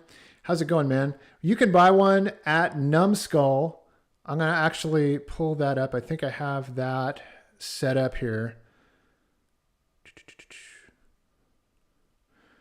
Let's take a look at the trailer here. Oh no, there's a shot of it out of its package. Beautiful, beautiful recreations, a quarter of the size of the original two Konami Turtles games, the arcade game and Turtles in Time. And if you head over to quarterarcade.com, I believe it is, you can get one of these too. It's just fantastic. Here's a little bit we can look at here, the trailer.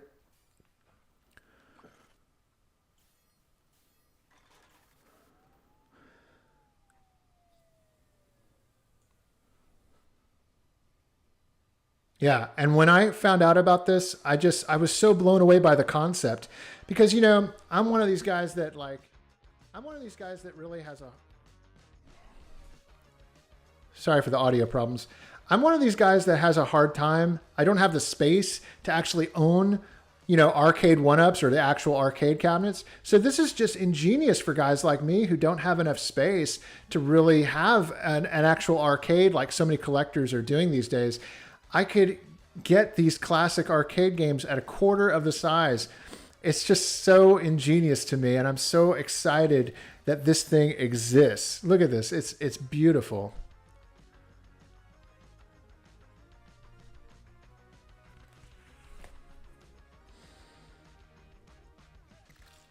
All right, well, let's go ahead and, hey, let's stop, you know, without further ado, let's go ahead and open this thing. Come on, let's do it. All right. Got the box here, incredibly packaged, just a beautiful, colorful package here. Got the USB cable for charging. I read that the game or the arcade cabinet actually holds a charge, so you can take it around and store it in more of a portable way. or charge it with this USB cable.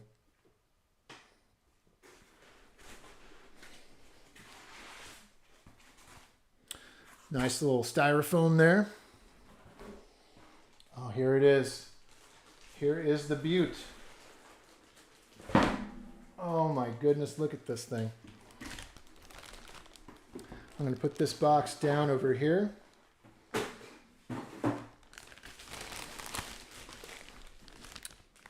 There she is. There she is in all her glory. I don't know why is it always with people when they're talking about something awesome that they're getting there she is. They personify it as some woman or something. It's crazy. Okay. Let's move on to opening this thing. Here we go. Oh, look at this. This is fantastic. Oh my gosh. The smell, it's got that factory smell coming out of it. Pristine. Look at the size of this thing. Look at that. That's gorgeous. Holy cow. This is like look at the detail. It's like a little mini. Look at this. This is crazy to me. I'm holding that game that I played so much of back when I was a kid. The game that I was so enamored with and just in awe of growing up. I'm actually holding it in my hands now. Who else can say they can carry an arcade cabinet like this? This is nuts. What an ingenious idea. Oh my gosh. Okay, let's see if we can get a little more of the details here. There you go. See that? It's an incredible replica of the original arcade cabinet. You got I always thought that model on the side that played April O'Neil was so funny looking, like her. She was so 80s looking with her hair, like even more 80s than April was, like so funny. And look, it's just every detail about this is fantastic. You got USB ports in the front, and that's actually, they actually sent me. What's cool is you could plug in these controllers. So you could buy these little controllers and play the game with a controller. So it's not so hard to use the joysticks. But let's go ahead and turn it on.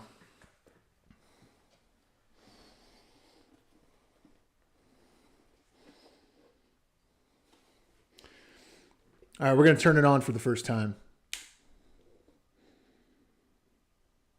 I hope there's a charge.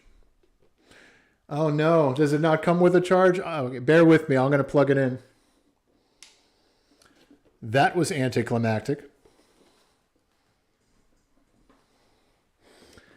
All right, stand by guys. I'm going to plug this sucker in and then we'll get back to it.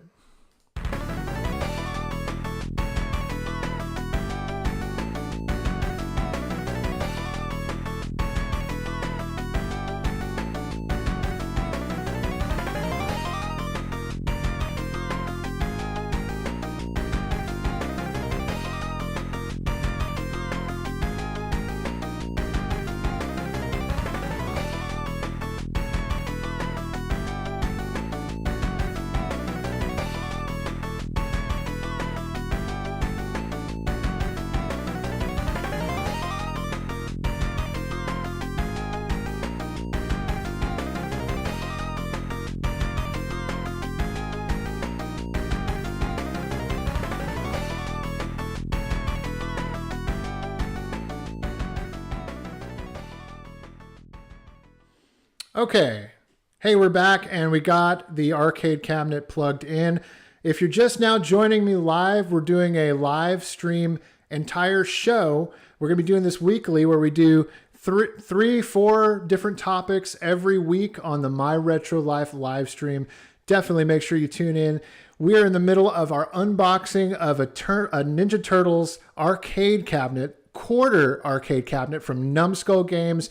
And Games You Love reached out to me and helped send this to me. Said, thank you, Games You Love. Thank you, Numbskull Games. This is just amazing. Let's go ahead. Now that we have this plugged in, let's go ahead and turn it. Let me say that again. Now that we have this plugged in, let's go ahead and turn it on. Oh man, look at that. Okay. Quarter arcades. Nickelodeon. Of course, Nickelodeon owns the rights to Turtles these days, so they got to have their name over it. Not a big deal. Not a deal breaker. I think it's booting up. Oh, look at that. ROM check. Yep, just like booting up an arcade cabinet.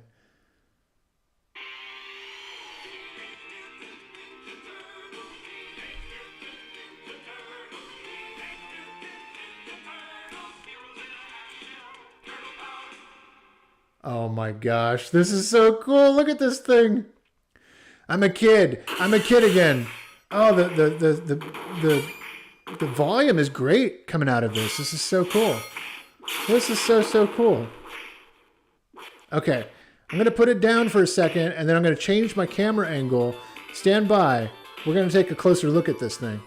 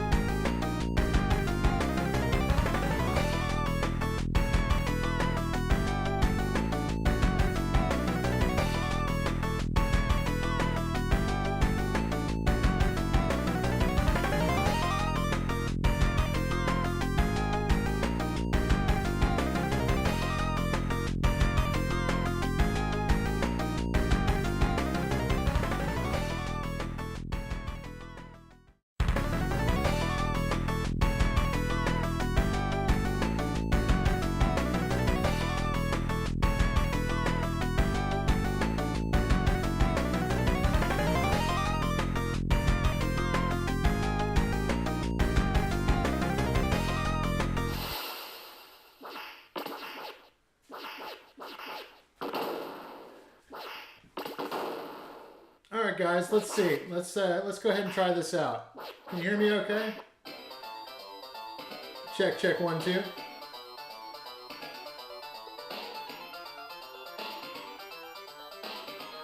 All right, if you can see me all right, we're gonna go ahead and start. All right, this is crazy. Okay, let's go ahead and hit the, what button do we hit? Just any button? Look at this, I'm trying to play on these little tiny joysticks. This is nuts. This is nuts. Oh, there we go. You push these insert coin buttons here. All right, we're going to be Leo, like my friend Brian always made me be, because he would always be Raph. Fire! Hang on, Nico.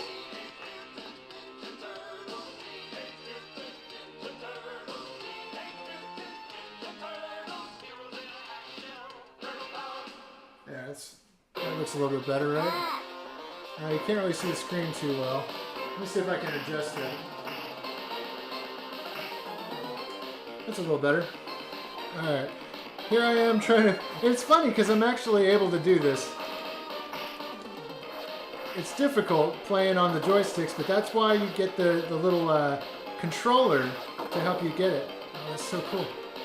Die! Die! Foot soldiers, come on! Oh, the sound is awesome. It sounds so great. It's like having a little miniature version of the cabinet. It's just so beautiful looking, guys. So beautiful. Oh.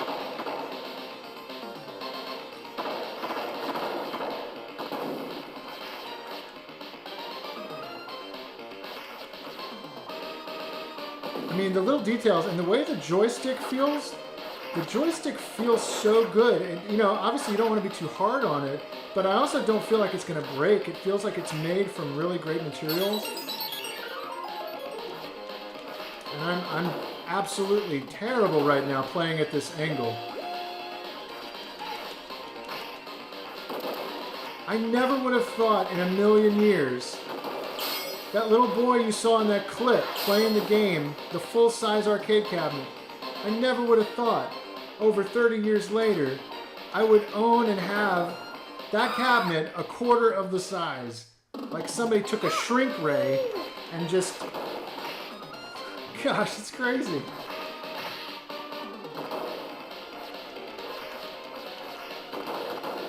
This is glorious. This is glorious, guys. Imagine 4 of your buddies trying to crowd around this thing and play it. It would be such a sight to behold. Oh my gosh, here comes Rocksteady.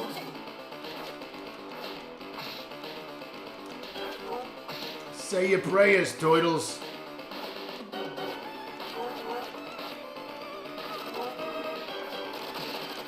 I never knew Rocksteady was a praying rhino.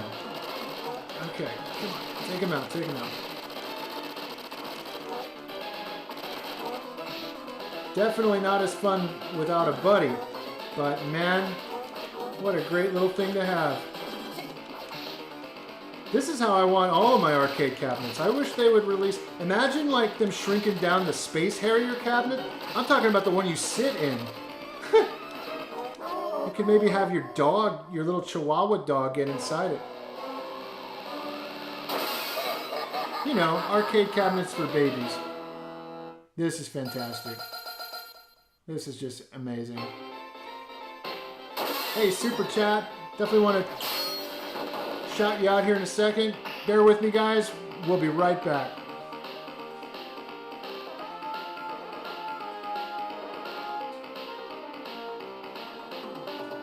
Actually, before we go, I'm going to read that Super Chat. It's kind of frozen on my screen. There we go. Just wanted to shout you out, Sushi Boots. Thank you for the $5 Super Chat. It says, looks better than what 1UP Arcade is pulling out. It's actually made in the same style as the original cabinet. I know, I'm just in awe of this thing.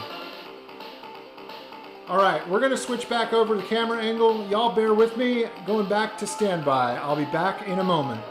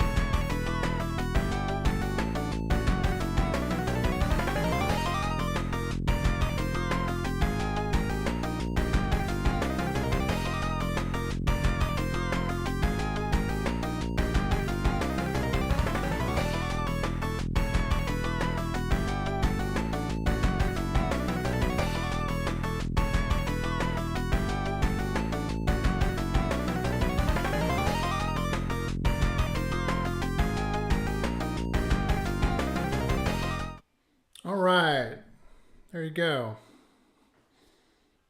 We're back. We're back. A Dinosaur Story. Anybody ever see that movie? Hey, thank you guys so much for tuning into this live stream.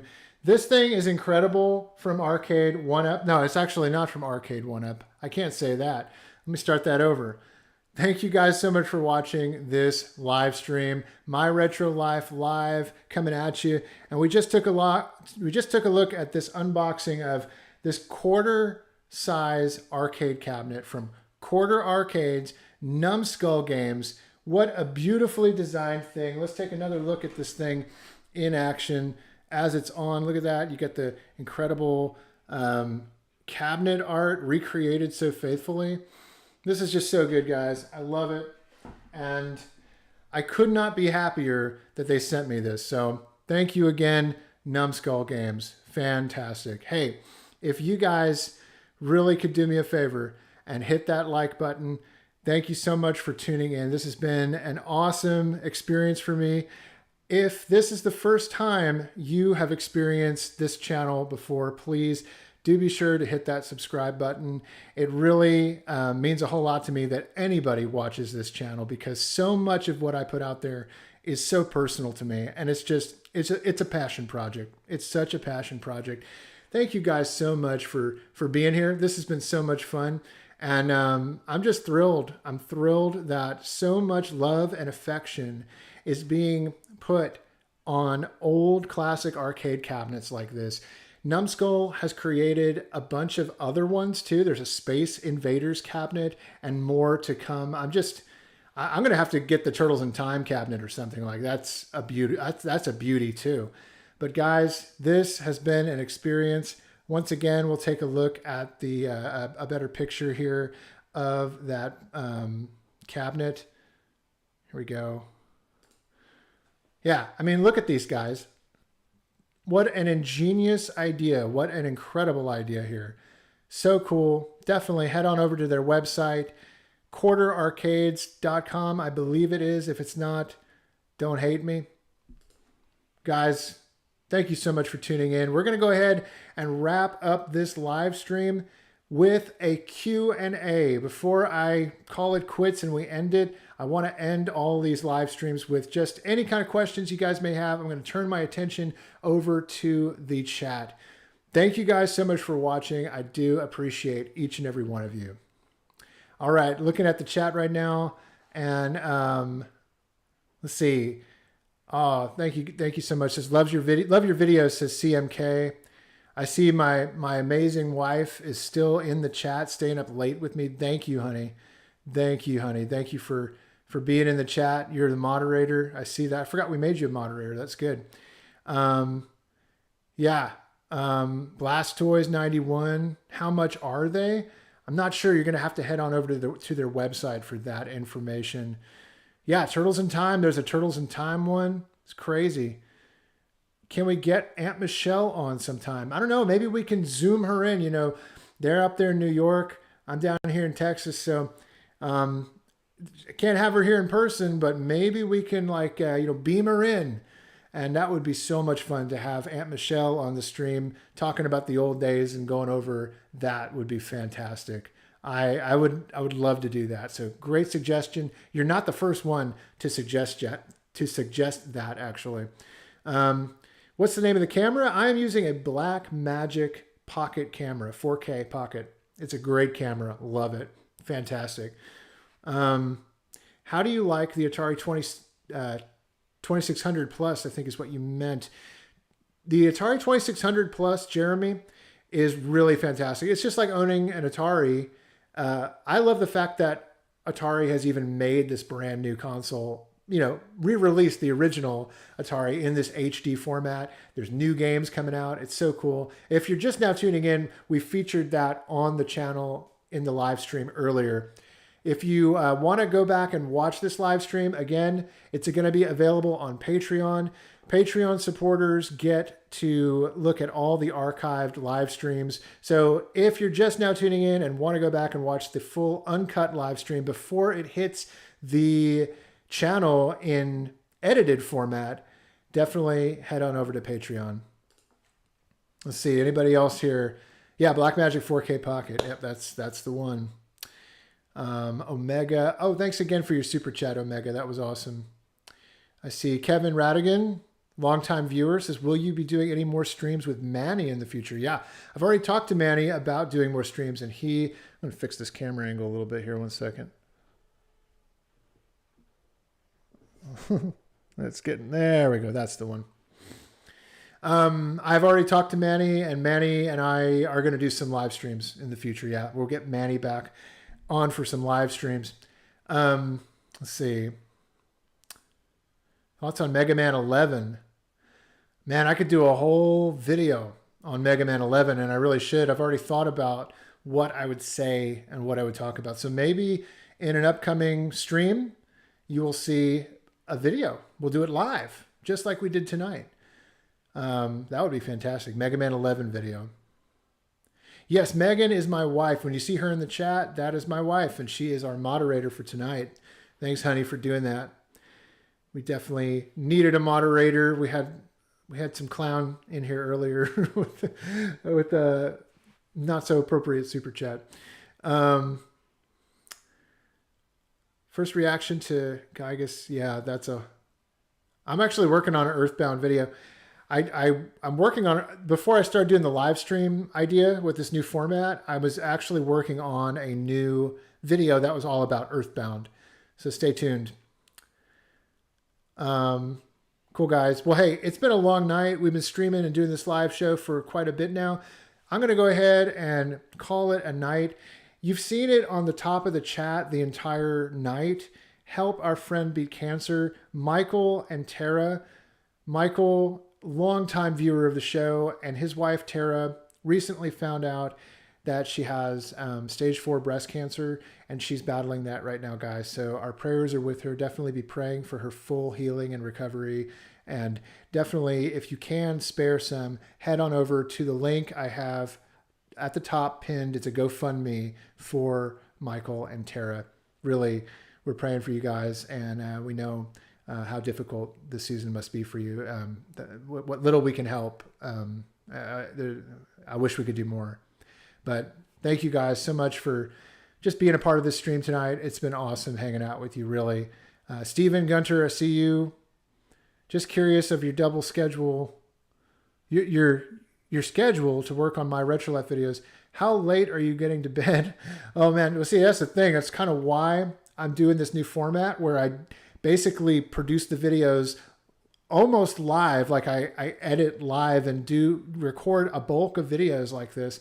And this whole evening has been 3 different videos during this live show. And this is a new format that I'm going to start doing where I can then cut the videos up and get them out faster for y'all, especially as we head into this new season where we are expecting our second child.